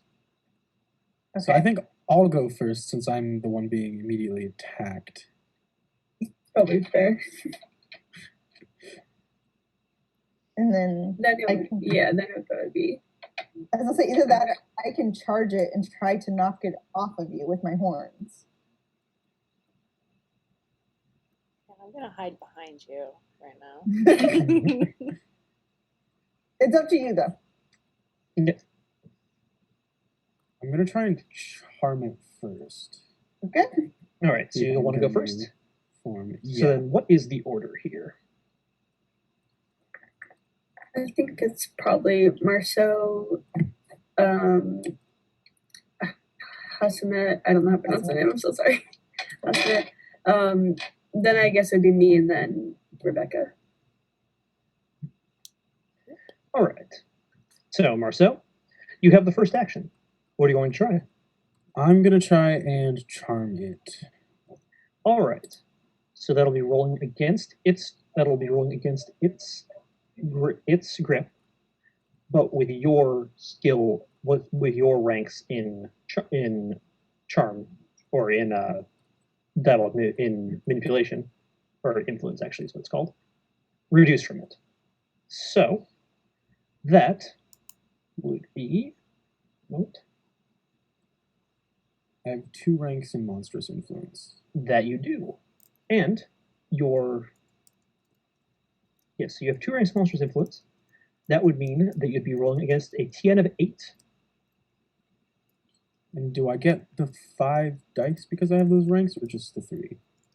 You only get because of those 2 ranks. You get the 4. Okay. Yep. I'm just You only trying get to you only have the 5 because of your bonus dice to manifestation and possession, because you are I got a printing demon. 2 successes. 2 successes. So you force supernatural calm at it. You using your, or more accurately, how do you do this? How do you, Marceau, make this happen? So, so is it still on top of me with its teeth in me, or is it like rolled off? It jumped and bit into you, and then proceeded to, the momentum carried it over, and it rolled, and it's flung itself off. It's on the ground next to you, and you're on the ground with the bite wound in your shoulder. Okay, I'm gonna pop up and I'm gonna look at it and I'm gonna go, "Nice kitty," and I'm gonna start petting it. But like exuding supernatural energy from my hands as I pet it to like actually calm it down. Yeah. Then I still get 1 more action, right? So that is a roll action. That took 2 of your tokens. You have 2 left. You could do 2 quick actions or 1 other roll action. I'm gonna try and is it an animal or is it a monster? You're not sure. Okay, then I'm gonna try and possess animal it. All right. So in that case, that would also be a TN. No, actually, Would it be ghastly possession? Yes, that would be ghastly possession, which makes the TN lower by 1. So that is a TN7 attempt. Okay, cool. And you'll get the 5 dice for this one. Awesome. I got 2 successes. 2 successes. So you calm the thing down as it sputters, and then flow into it. And as you do, something else is already in there. Your immediate presence kicks it out, as you see smoke billow out from the bobcat as its features repop themselves back to a more, well, I wouldn't say normal. Your position has its own hallmarks of being there, notably a strange kind of Cheshire grin, but big teeth, very big teeth. But it's strange. It's strange, almost inhuman proportions, or in bobcat proportions, have ceased as the smoke billows out from it, and as it billows, it coalesces into something particularly, almost imposing. A tall creature, blue-skinned, 3 eyes upon its brow, and a wide mouth of curved fangs. Sam, if you have access to the image folder, if you can put something up on the stream. Yes. Bring up it should be under the ritual demon. Let me bring it up. Ah, a fellow smiley boy, look at your teeth, beautiful. Someone please help me. Can we not? There is no escape. Well, there is, actually. You could very easily escape. That may have consequences as well, however. I'll take it. I'll show you guys what Netflix is, and we won't leave our house for a while. And the 12 days will pass, and the ritual will happen, and no. So then, this creature, blue skin forming out of billowing clouds, raises a hand up to you, Marceau. Oh no. And with its action, it raises a hand, and there's a shadow in the room. a strange, almost absence of light in front of you. You see something, a mark appears above your head, a jagged, almost angular shape in vaguish red and purple. You have been marked with an ability that has caused you to become doomed. Uh-oh. You are doomed until the end of turn. What this means is that you add a malice die to all of your rolls until the end of your next turn, and if you suffer 2 or more damage, this doom will manifest and do additional damage. If it was human, it would force a fear test. However, at the moment, you are doomed. There's a sense of foreboding around you. The creature then whips a hand back, and a barrier of bluish light springs from the ground in front of it, barring itself between the two of you. The barrier looks almost like a pale, almost translucent fire. There's no heat, but you can feel it. Hapshemet, you're up. So can I get around the barrier, or does it surround the creature? It is a one-way wall, or it is a one wall. It is Okay. It's like a little half shell around it. You can get around it, but it will require some maneuvering. In your case, it would require 2 moves, one to get you at a close range and one to get you around the barrier. Okay. Or you could just try hitting the barrier, but that's another option entirely. Demolish. What does that do? It's an advance. So, your demolish action is an advanced action, meaning it will take 3 tokens. You can do it as you could move to the barrier and use demolish. What demolish does is that most demons have a very hard time affecting the real world, being primarily incorporeal, and vaguely gaseous. You are powerful enough just by raw strength that you can break things a lot easier. You can use this on all kinds of things: thin walls, small trees, up to and including pieces of stone, metal windows, as strong as you can put it. You can only use it on inanimate objects, but this barrier might count.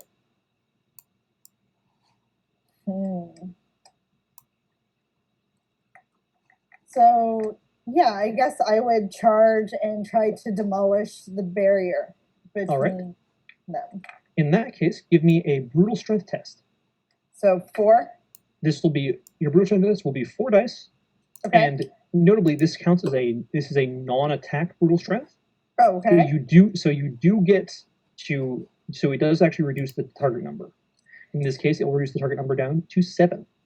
So I am charging with my horns, trying to break this barrier. I'm assuming that the additional damage does not count from That my does not horns? apply since you're not attacking. Okay. Yeah, this is the difference. If you were just attacking it, you could also do that and try to overwhelm whatever defenses it had.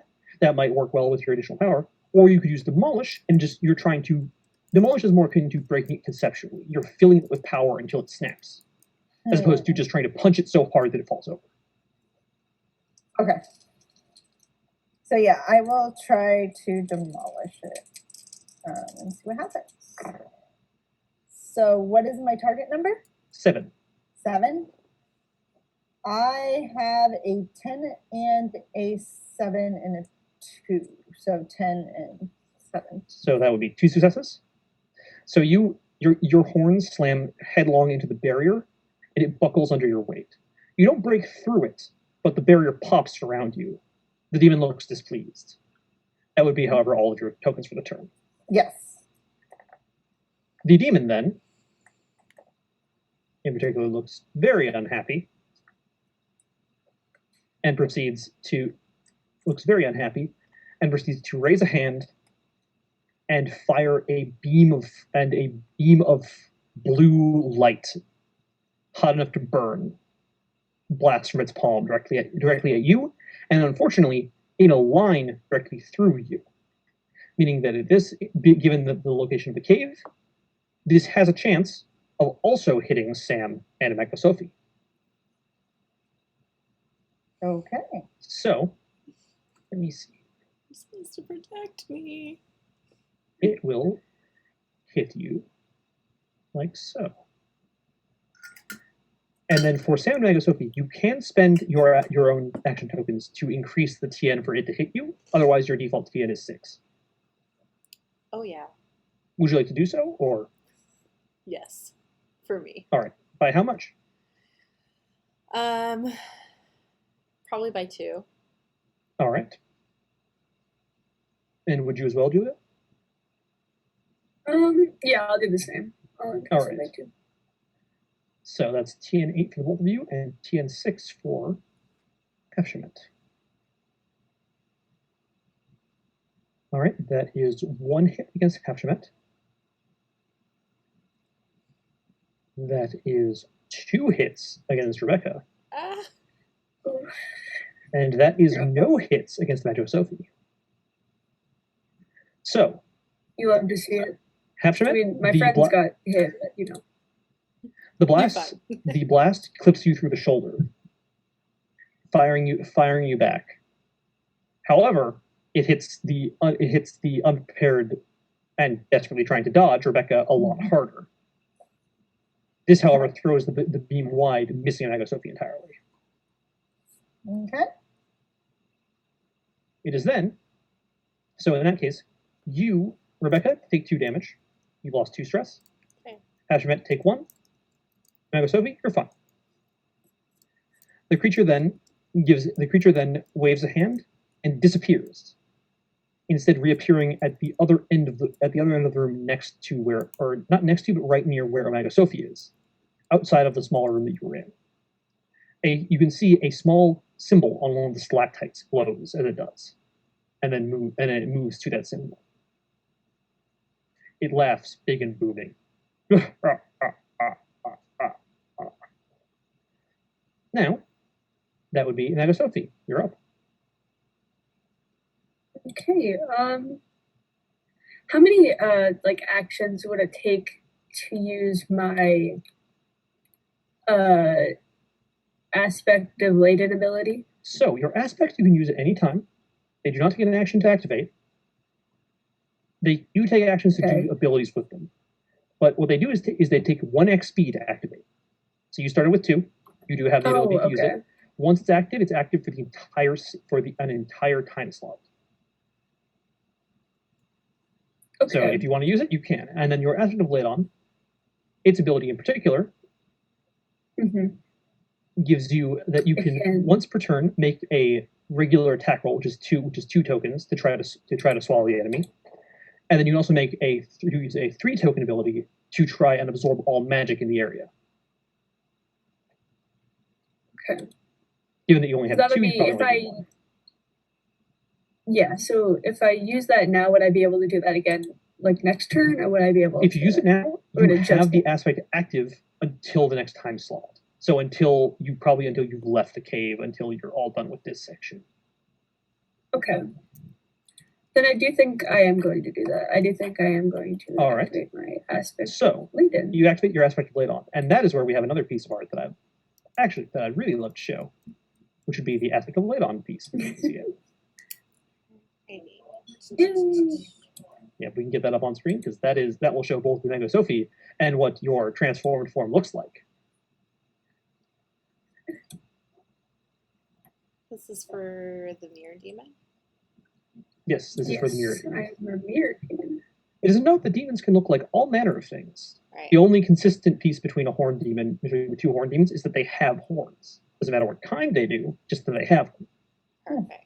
And with a Mirror Demon, there are many different ways a demon can happen. A grinning demon can take all kinds of forms, as long as it's got a smile, somehow, somewhere.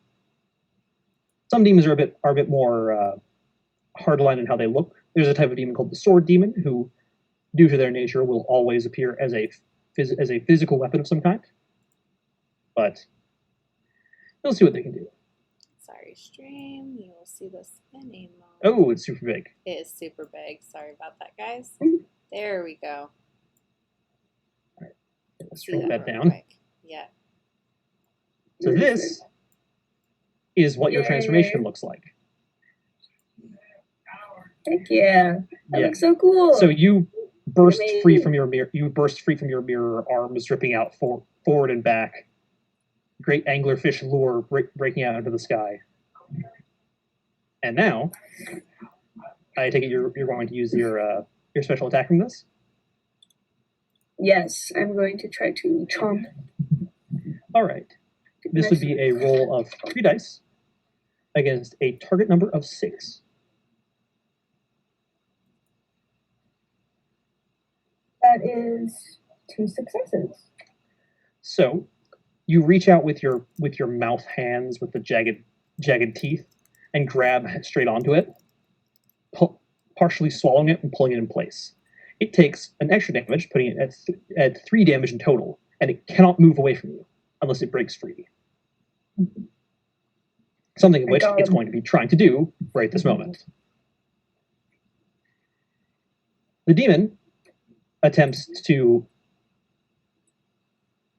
So it is. The demon attempts to let loose as the grasping arms have bitten surrounding one of its hands. It attempts to fire off a blast of energy from inside. Let me see. However, it's not particularly good at this. You've caught it in an unfavorable position, so it is rolling with a malice die. And it has managed 1 success. It does manage to burn the inside of your mouth, but not well. Hissing in pain, it directs another blast of energy, coming this time instead of from it, from another rune on the ceiling. Another similar runing marking to the one on the stalactite. This one on a stalagmite.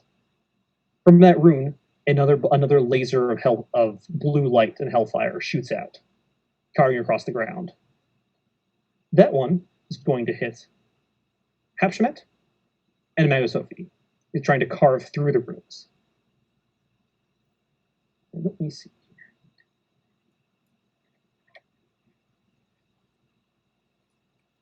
Dealing.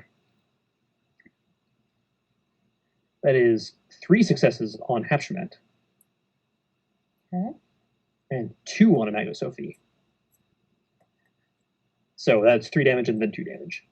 Important, how much damage have you taken so far? 4. And perhaps 4. 4, and so Magosophie would then have taken 2. So you're not quite at the point of a fear test for Rebecca yet. But the laser carves through the ground, blue light flying everywhere. Okay. Now, it'll be Rebecca's turn. It's Rebecca's turn. Mm-hmm. Yeah.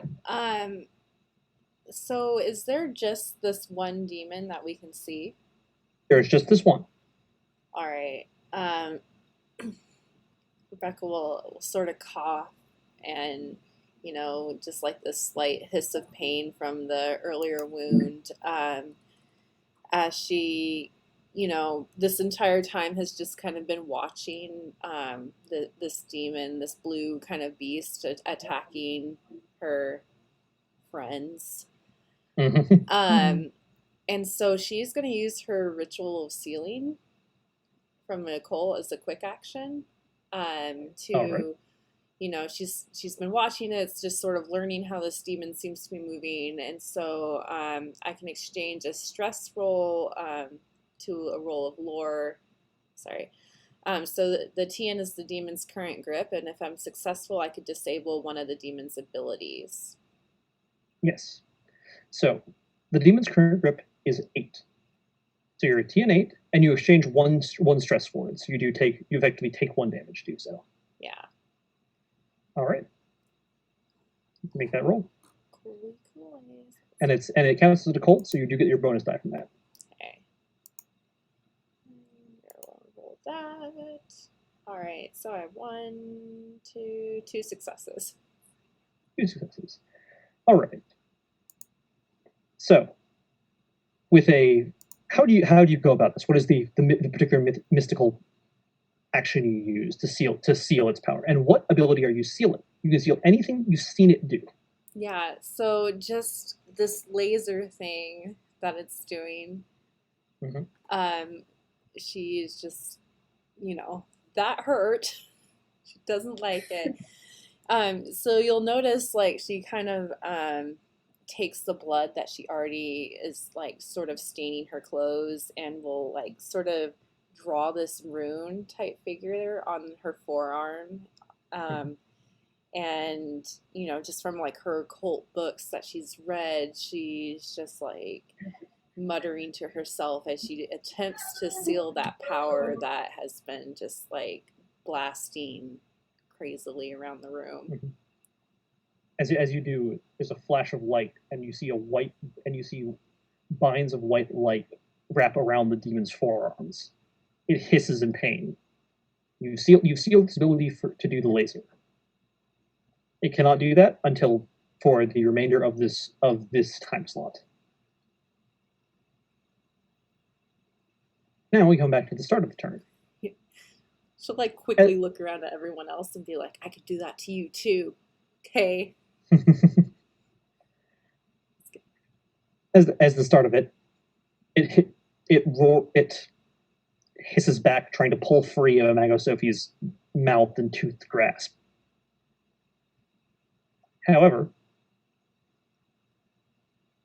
as it reaches out, there's a shift in the air around it. The area around it crackles with, you'd call it potential, perhaps? Unrestrained energy. You can also see a bluish haze in a circle around it. The one that both it and Imago Sophie are within. In that area, it's going to be doing something particularly unfortunate. Notably, at the end of turn, staying in this area will deal 1 damage to anything that is within it that is not the ritual demon. It is now back to Marceau. Okay, so it's still in her mouth, right? Yeah, it's still partially grabbed in. Okay, so I'm gonna like scamper forward a little bit and go, "You're not the only one with lasers, asshole!" And I'm going to do a ranged attack on it, but I'm gonna use my aspect ability for the first one. All right. So you're going to transform into your aspect. Yeah. All right. So then we have another aspect to show, and you may want to. Do you want to stay in the Bobcat to do this, or do you want to pop out of the Bobcat to do the form? I'm gonna stay. Well, it'll affect the Bobcat, right? It'll affect the Bobcat. Yeah, I'm gonna stay. And we can show a fun picture of what the aspect of Hydra looks like. Yes. I will try not to make it so big this time. About that. Getting it down. Okay. Yeah. Real quick while I get this image up, I just want to shout out real quick to Zill Daddy for having them raid our channel. You guys are awesome. Getting our views in. Thank you, Zill Daddy. Yeah. I love it. Sorry, we should have coordinated the images. All right. It will be big. Real quick, I'll scale it back down. We'll cover the screen. Yep. Yep. High resolution photos tend to do that. Ooh, oh, almost perfect. So that's your transformation as you morph into the aspect of Hydra. Okay, so I'm gonna do my ranged attack. That'll increase his TN by 2. Yep. Yeah. So the range attack with the aspect of Hydra gives you basically will just be doing a regular range attack. Mm-hmm. But if it succeeds, it deals damage to normal, and the target then has an increased TN for all of its attacks by 2 for the rest of the round. So I'm still doomed, right? You are still doomed. So you will be rolling with a malice die. Yeah, so I'll do 5 die, and then I'll take the top 2. For a ranged attack, you will only be rolling. So a ranged attack, you only have ranged attack 1, correct? Range attack. So an important thing, malice die and bonus die cancel each other out. So you may only just be rolling 3 dice. I think that is the case, yeah. Yes, so you'll just be rolling 3 dice. The malice and bonus have canceled each other out in this case. Okay, cool. I got a 7, a 3, and a 1. All right then. So in that case, one of those hits. Cool. You do 1 damage to it, and the blast explodes in a cloud of noxious burning fumes. They cling to the demon as it coughs and hacks. It now has a higher TN for the next 2 turns, or for the next turn. Cool. And then I'm gonna do another projectile attack. All right, so that's just a Second regular projectile laser. attack? All right, and they are lasers for you. Yes. All right then. And another single success. Yep. So yeah, in that case, you do another 1 damage to it as the laser bites into its skin. Take that. Man. All right then.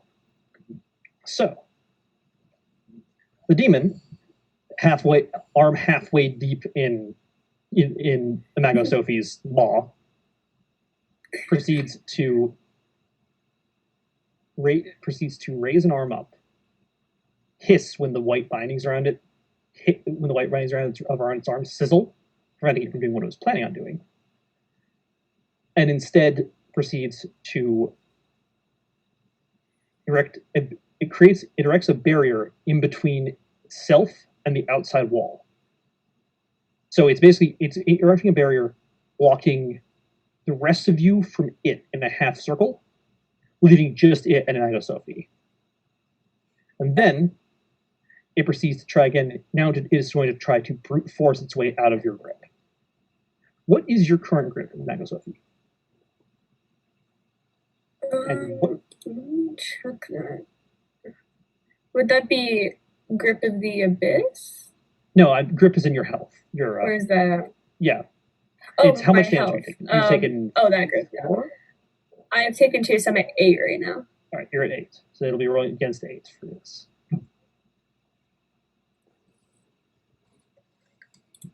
It manages 1 success, so it does, after a serious amount of effort, pull its mangled arm free. But it doesn't pull. It can't pull away. It's still right next to you. It's back against the force field, protecting it from the outside. Hapshamet, you're up. Okay, so I will go ahead and take on my aspect of the dragon. Mm-hmm. And that's another piece we can show you. And when I do this, my goal is going to be to do a ranged attack against the shield and the ritual demon, trying to make sure it's aimed so I'm not going to hit Asuna. All right. So, an important thing with this, your attack hits everything within a line. So you're aiming to just not hit Imago Sophie. That's doable. Okay. It will take 1 movement to get in that position. So it'll be your whole turn to do that. Of course. Okay. Alrighty. So in 3 dice, correct? Yes, it will be 3 dice. Okay. And in addition to damage it'll deal 1 damage per turn per success. And for the remainder turn. And then it also ignites all magic in the area, taking an extra 1 damage to anything that's caught by it when they try to use power or ability of some kind. Or magic item.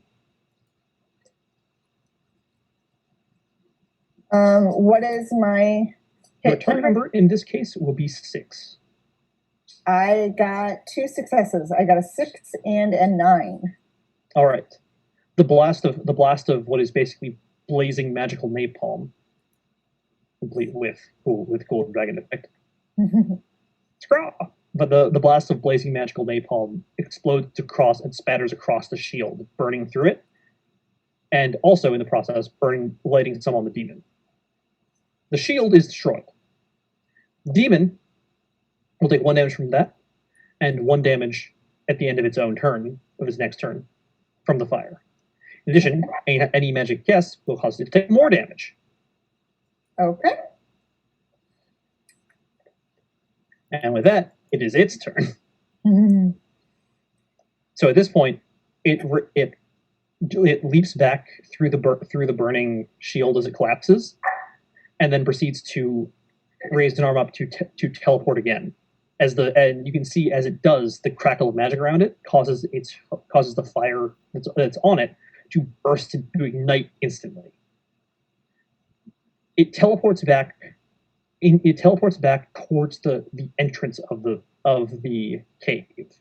You can see a flash, and you see it reappear over that way. And then as it goes, it proceeds to grab the box of uniforms that you saw earlier and try to fling it through the doorway to block it.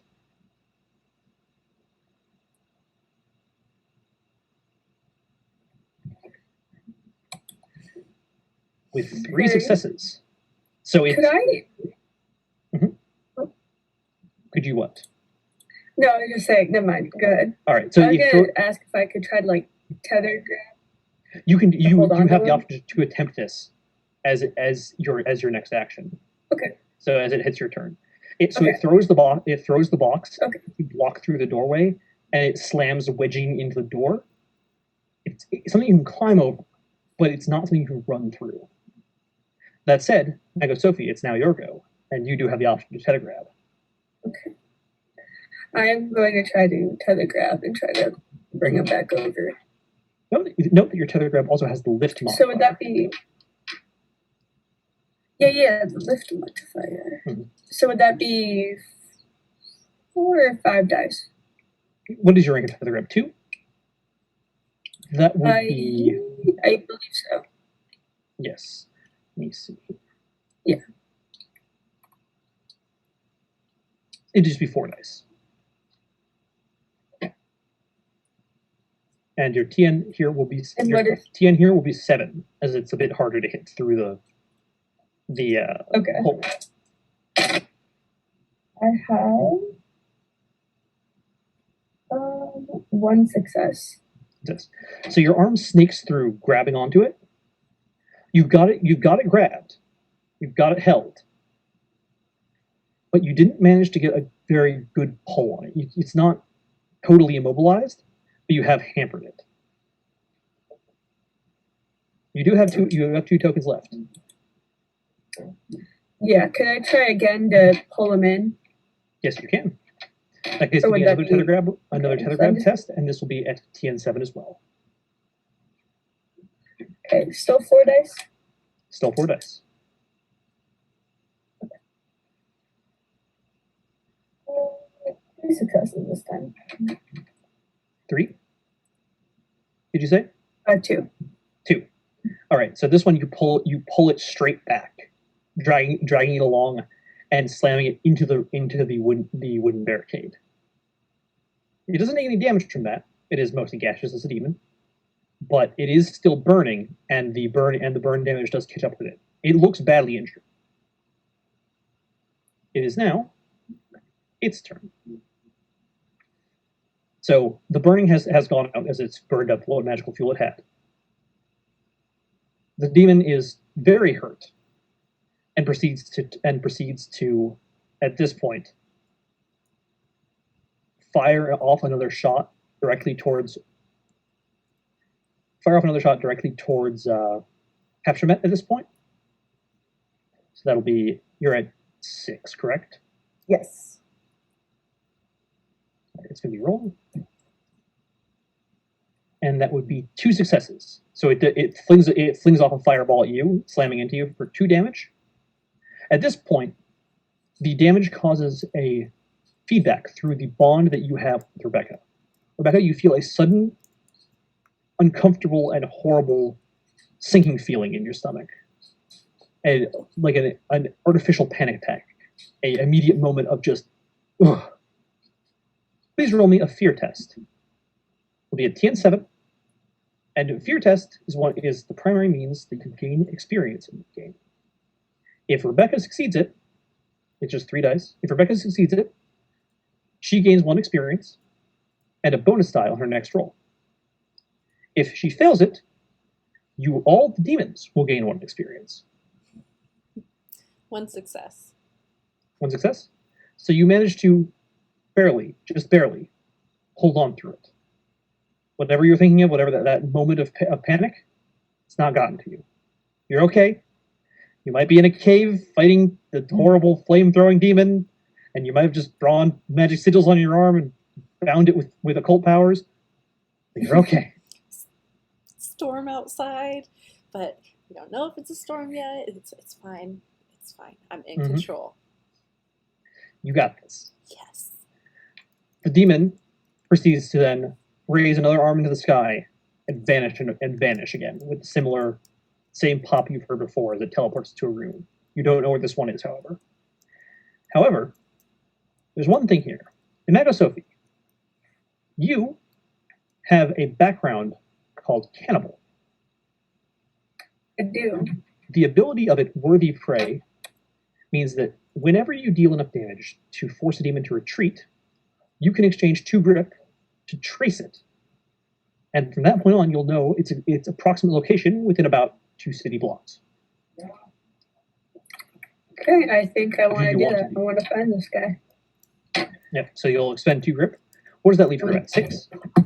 Mhm. All right. 6.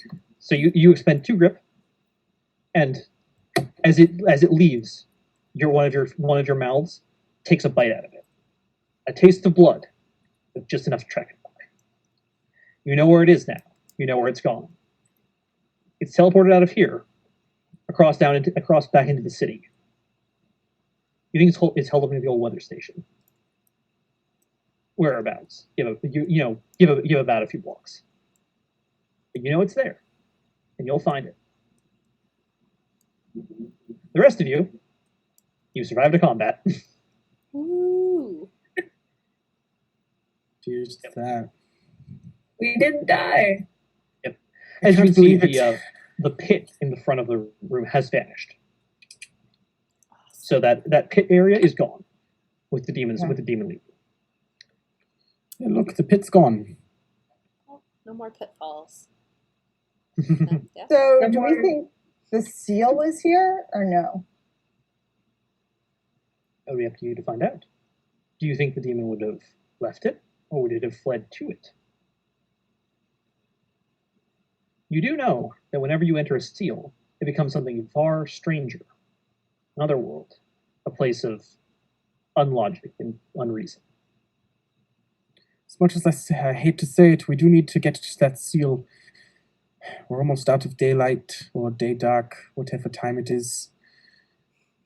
Yeah, it's almost noon. It'll be almost getting into about noon. We have plenty of daylight, but we still need to do it. Well, except that's the catch. Is Hard to tell in the cave. looking out the cave, it looks weirdly dark out. Not just because of the thunderclouds brewing overhead, but there's something. It's strangely almost like evening. It feels like it's hit evening far earlier than you thought it would. Watch. I'm unsure about the amount of daylight we have. That's where I'm landing. I don't know. I know we need to get to the seal. That is for certain. I think we have to follow that demon. I don't think that we have much left to find here if he's somewhere in the city. I think the seal's here. You think? When we crossed in here, I felt the trap, and usually it only happens when we're at a site of a seal. I think the seal is here. Perhaps the demon fled further into the cave, and that's where the seal is, maybe.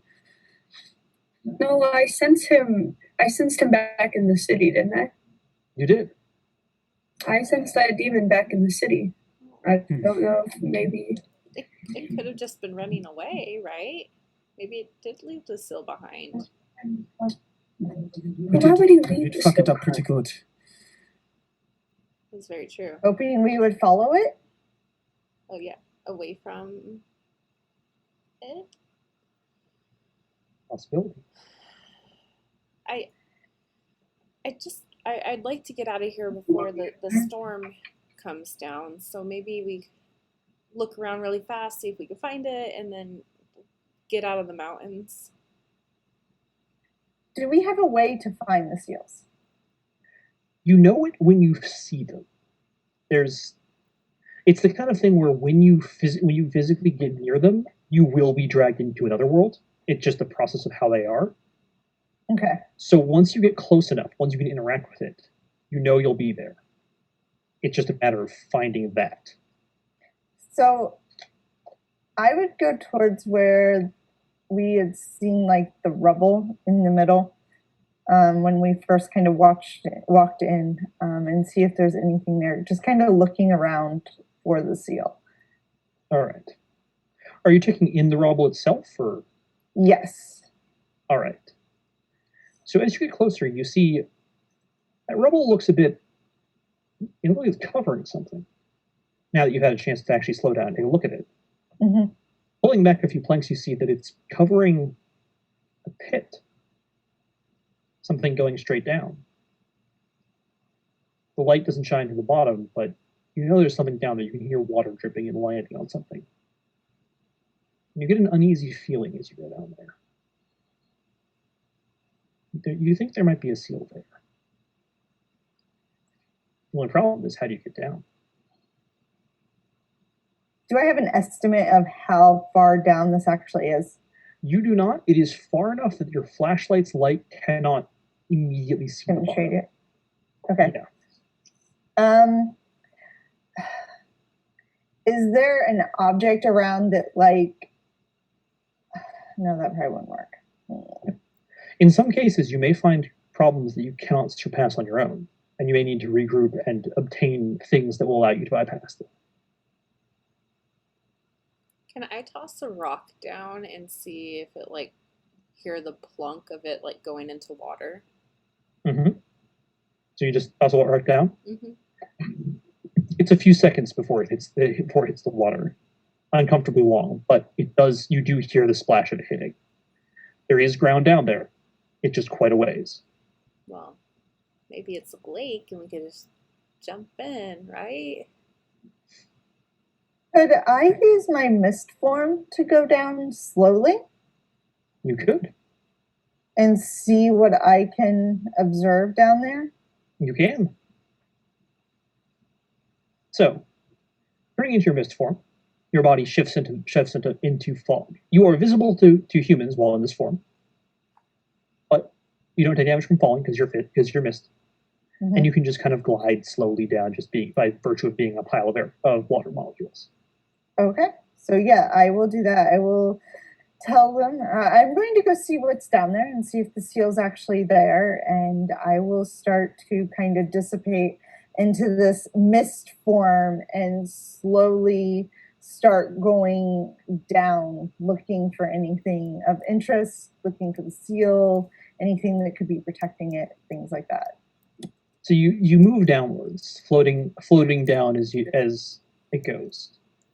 As you reach the bottom, you find yourself in what appears to be an underground river, a shallow one, but very wide, a large plain of stalagmites and stalactites with water coursing through them.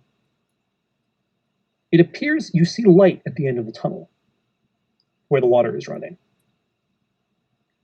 The odd feeling is stranger, more in that direction. So I will reform myself and yell up at them. Guys, the seal's down here. About how far did I go? You would estimate probably close to about 80 feet. It's big. It's a real long jump, somewhere around 80 feet. Yeah, a human can't survive that.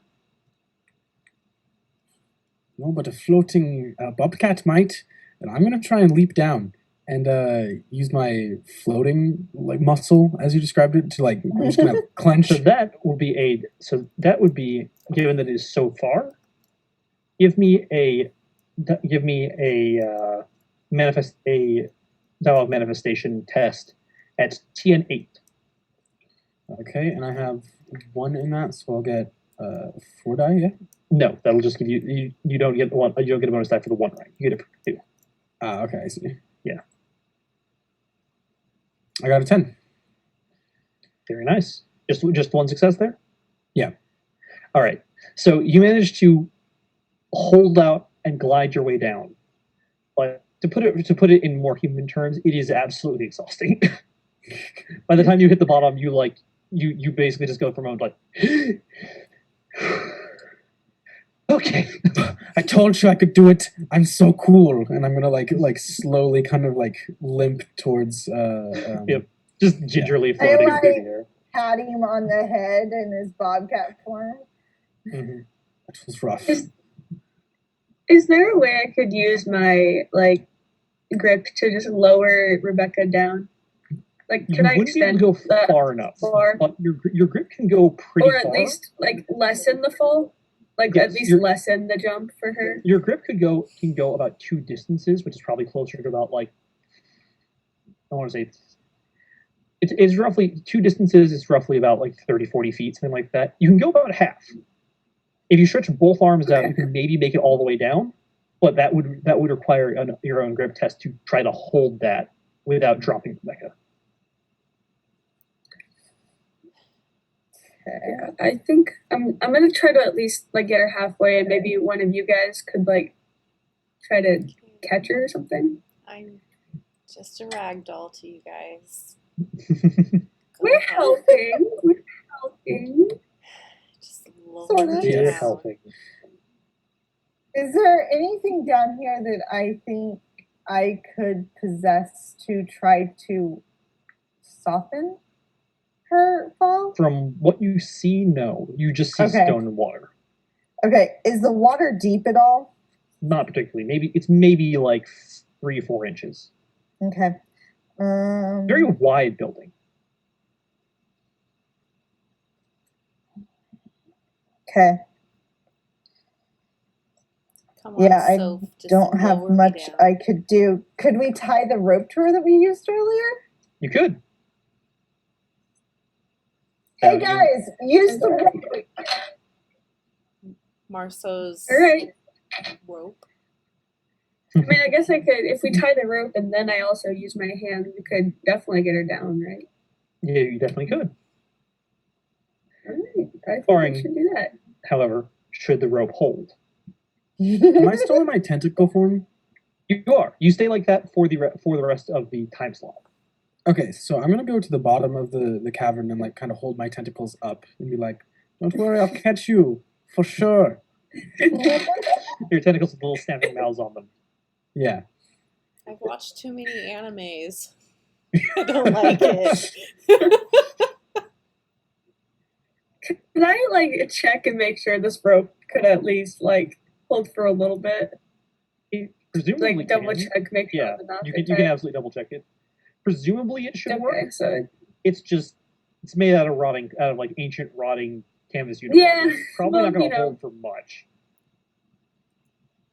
Marceau, well, if we can get her Getting down her back there, up if here. we, you better catch listen, me. if we can speed run this like drop, we're gonna be fine. All right.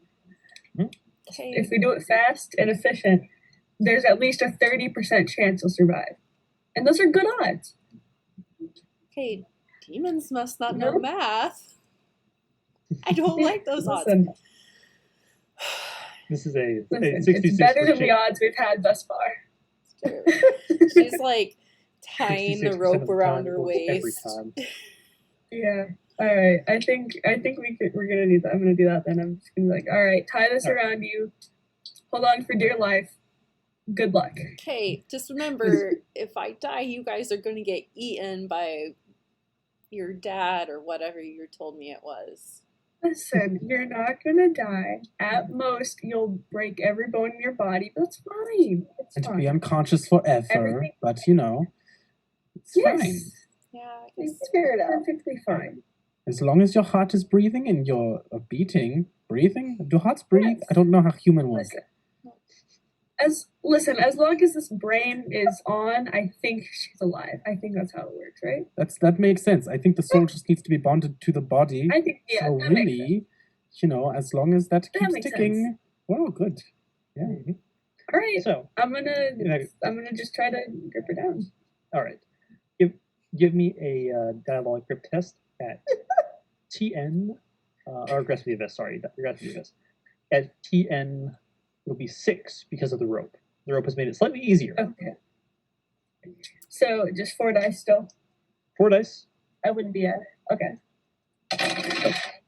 That is 3 successes. So you lower her down just fine. The Just rope see? sways and You're creaks fine. ominously, but it works. And then from there, you can just kind of drop down yourself with Yeah. relatively minor ouches, Yeah. given you can just land on Marceau. Yeah. I'm gonna use my tentacles to create a Marceau staircase for her. catch. And then just Yeah. a big mirror thing with arms coming out, it just goes thump. Wait, how are you gonna get down? Yeah. That's right there. So My dog. you find yourself at this bottom of this large underground river. There's light at the other end of the tunnel, where that odd feeling is coming from. Is that where you're planning on going? Yeah. The light Yeah. at the end of the tunnel. Let's go to the light at the end of the tunnel. Yeah. Nothing That's not ever ominous bad at all. happens there. Yeah. Splash through the water to get over there. I guess I splash. Mhm. Not you guys. So you head forward through the tunnel, and find yourself in what looks like a grotto in the hillside. A little strange cavern where the earth has fallen away. You can see the sky above, where the storm has picked up and it started raining. It pours into the water below, and in the center of this little grotto, there's not like a deep lake or anything. It's maybe just a couple feet deep, enough that you can easily wade through. In the center of this grotto is a small, what used to be a stalactite of some kind. It's weathered and worn. Something's on it. Just hanging off the side of it, there's an object of some kind. You're almost not sure what it is. It's small, something maybe could fit on a necklace, perhaps. But it's hanging there. The uneasy feeling increases. Above, the rain continues, and there's a distant rumble of thunder. I'm gonna go investigate the small object. All right. As you look closer, it looks to be almost. You want to say it looks to be perhaps a locket of some kind, something to wear around the neck. It's small. It's silver. It's hung around this stalagmite with a chain. But as you reach forward, the air shimmers. Everything shifts. There's a sense of vertigo and then of intense claustrophobia for just a moment. And then you're not in the grotto anymore. Instead, you're standing on what appears to be an island. A small island made of stone, jutting out of the ocean. Others ring through the empty ocean in front of you. Pillars of rocks, little columns of basalt, standing like small towers. Bridges between them, small and rickety. And at the far end, there's a lighthouse. The lighthouse is weathered and painted, partially destroyed. But the light at the top glows. This would all be relatively notable, save the strange endless sky and the infinite horizon you see in the distance. Save for one thing: the storm. These waters are not calm; they are not placid. Instead, they are choppy and wild, waves cresting up on the sides of the islands and crashing. Lightning rumbles in the clouds above. Thunder rumbling, lightning crackling. Nowhere has any shelter. There is no open awning, nowhere in particular, save for that lighthouse. You estimate to be perhaps about maybe 10 islands away, ringed with these small bridges. As the rain and wind picks up, there's a crack of lightning, a huge boom. and you see something standing on the farthest island in the shadow of the lightning bolt. And that's about where I would call a session, normally for a playtest session of this game. Ooh. Okay. So, what did you think? Yeah. That's Yes. fantastic. Oh, it's I so love this fun. system. Dude. It's different. It's Yeah, definitely I didn't. very I was different. really confused. I was confused at first for the 10, but that like actually worked out a lot. Yeah. The cheat sheets definitely helped Mhm. me Yeah. at least pick it Oh up yeah. pretty fast. Yeah. It's a really Yeah. unique system. It's very fun to play. I was working real hard those cheat sheets. They were supposed to be part of those sheets were supposed to be form fillable and very easy to use, where you could write down everything and have it all easy to access. But unfortunately, InDesign is a monstrous program that is impossible to make work, and so I just worked with what I got. No. Yeah, no, the cheat sheets were intricate to No, they were- understand. Yeah. Mhm. I, Yeah, it's the primary emphasis was trying to make things, fast and fun, with a Yeah. good constant pressure. As this Yeah. is primarily what we'd call an investigation phase. Mhm. Within the general parlance of the game, this would be a time slot you spend investigating. Other time slots you could spend would be, say, taking downtime to regain your stress, heal up, take a break, use those divination tools to their fullest. You could take time slots to go out and get tools to, say, if you didn't have the exact demon composition you have, that allowed you to get down to the bottom of the pit without ease. You could have left and come back on a different time slot, having brought back rope and climbing gear and things that could have gotten you down there in the first place. it's true. That would have been smarter, but Mhm. I didn't read that much into the book. Like, do we look like people who make smart decisions? Come on. Exactly. That's the thing about this game that I think I'm personally, just having been part of the team, really proud of. It's built so you can do a lot of different things with it. It's built so that there's not only just different methods of how you approach investigating and finding seals and going after them. For example, there's an origin that is built entirely around getting bonuses for every day you go without resting. It just wants to go and go and go until you drop. And for every day it manages it, it goes real well. There's another who gets bonuses for resting. For every time they rest, they get a stack of ability that they can then use to do truly horrific amounts of damage. We're talking like, I've seen someone do like 7 damage in a turn in one of the playtests. Oh, You just straight up punch someone through a building kind of power here. But then there's also not only that, but there are different modes of the game itself that function on that aspect. This is what we call the investigation game. It's what we call the default game mode. But there's also, if you didn't want to investigate, say when you found out about this ritual, say when the seals started appearing and you started seeing the demons. Say your first action wasn't to go and find the source of these and stop it. Say your first action was to run. Just get out of town, get out of Dodge, go. Well, there's rules for that. You'll still find your demons. You'll still find your problems. You'll still have to deal with seals, but in a whole different context, and with appropriate changes to make it work.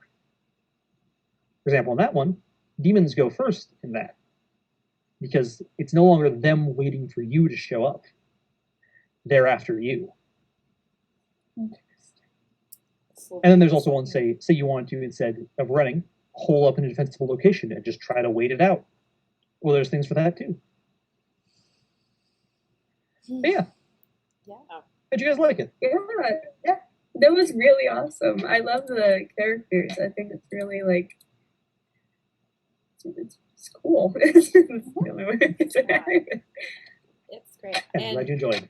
No, definitely. And just I'm so excited that we were able to have you on and like have a game ran by the writer of it. So yeah, no It kidding. was really cool. yeah, definitely different. Glad to be here. experience. Thanks for having me. No, anytime. Yeah. So this has been an actual playthrough of 12 Inner Demons. You can catch them on their Kickstarter that we've linked in the chat, but I will link it again.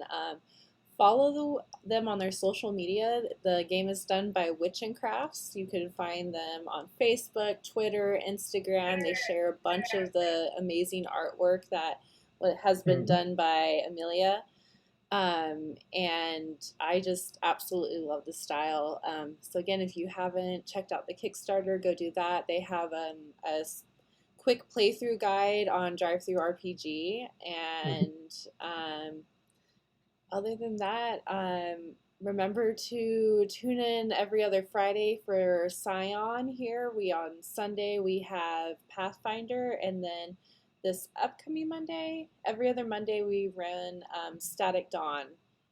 Oh, and then tomorrow we are hosting Encounter Roleplay with the Cult campaign that is being run by GM Mitch. So again, a lot of great stuff. Keep up on our social media, and we'll be able to share that information. And just again, make sure that you like, follow, and just check out Witch and Craft Games and the amazing content that they are creating. So real quick, we'll go around. Everyone can kind of do their sign off, and just I hope you guys have a great night. This is going to be great. So why don't you start, Shoko? Oh yeah, thanks for having me. This was super fun to do. I'm really glad to help get the game out there. I'm really glad that I could be here at all. Yeah, just check us out at Witch and Craft Games. We're at Twitter at WitchNCraft, like the letter N, and at Facebook at Witch and Craft Games. And yeah, I really hope that people like this game and want to try it out. You give it a look. We're having fun. Yeah. Thanks. Go ahead, Ashley. Really enjoyed the game. It was a lot of fun. The system is really unique, and I think it played really well. I look forward to seeing a whole playthrough of all 12 days. That would be quite an interesting campaign to run. I agree. Okay, Joey. Yeah, I definitely agree. The system worked really flawlessly, in my opinion. It went really smooth. Everything had its own path to take. It was really fun. I'll be back here on Penny for Tail next Monday as part of the Static Dawn series. So if you want to catch me there, do that. But yeah, that's about it. Awesome. Julia? I had a super fun time playing this, and I can't wait to be a part of it and hopefully get the game when it comes out. And I'm definitely going to draw fan art of all of us because I love doing digital art. So I'm going to be doing that, and I'll try to tweet it at you guys if you want. So yeah, and thank you all for having me, especially on Penny for a Tale and playtesting. Thank you.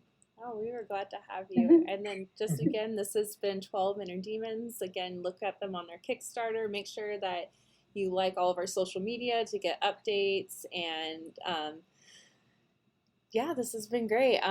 Just again, have a good night, guys. Bye. See you. Bye. Bye.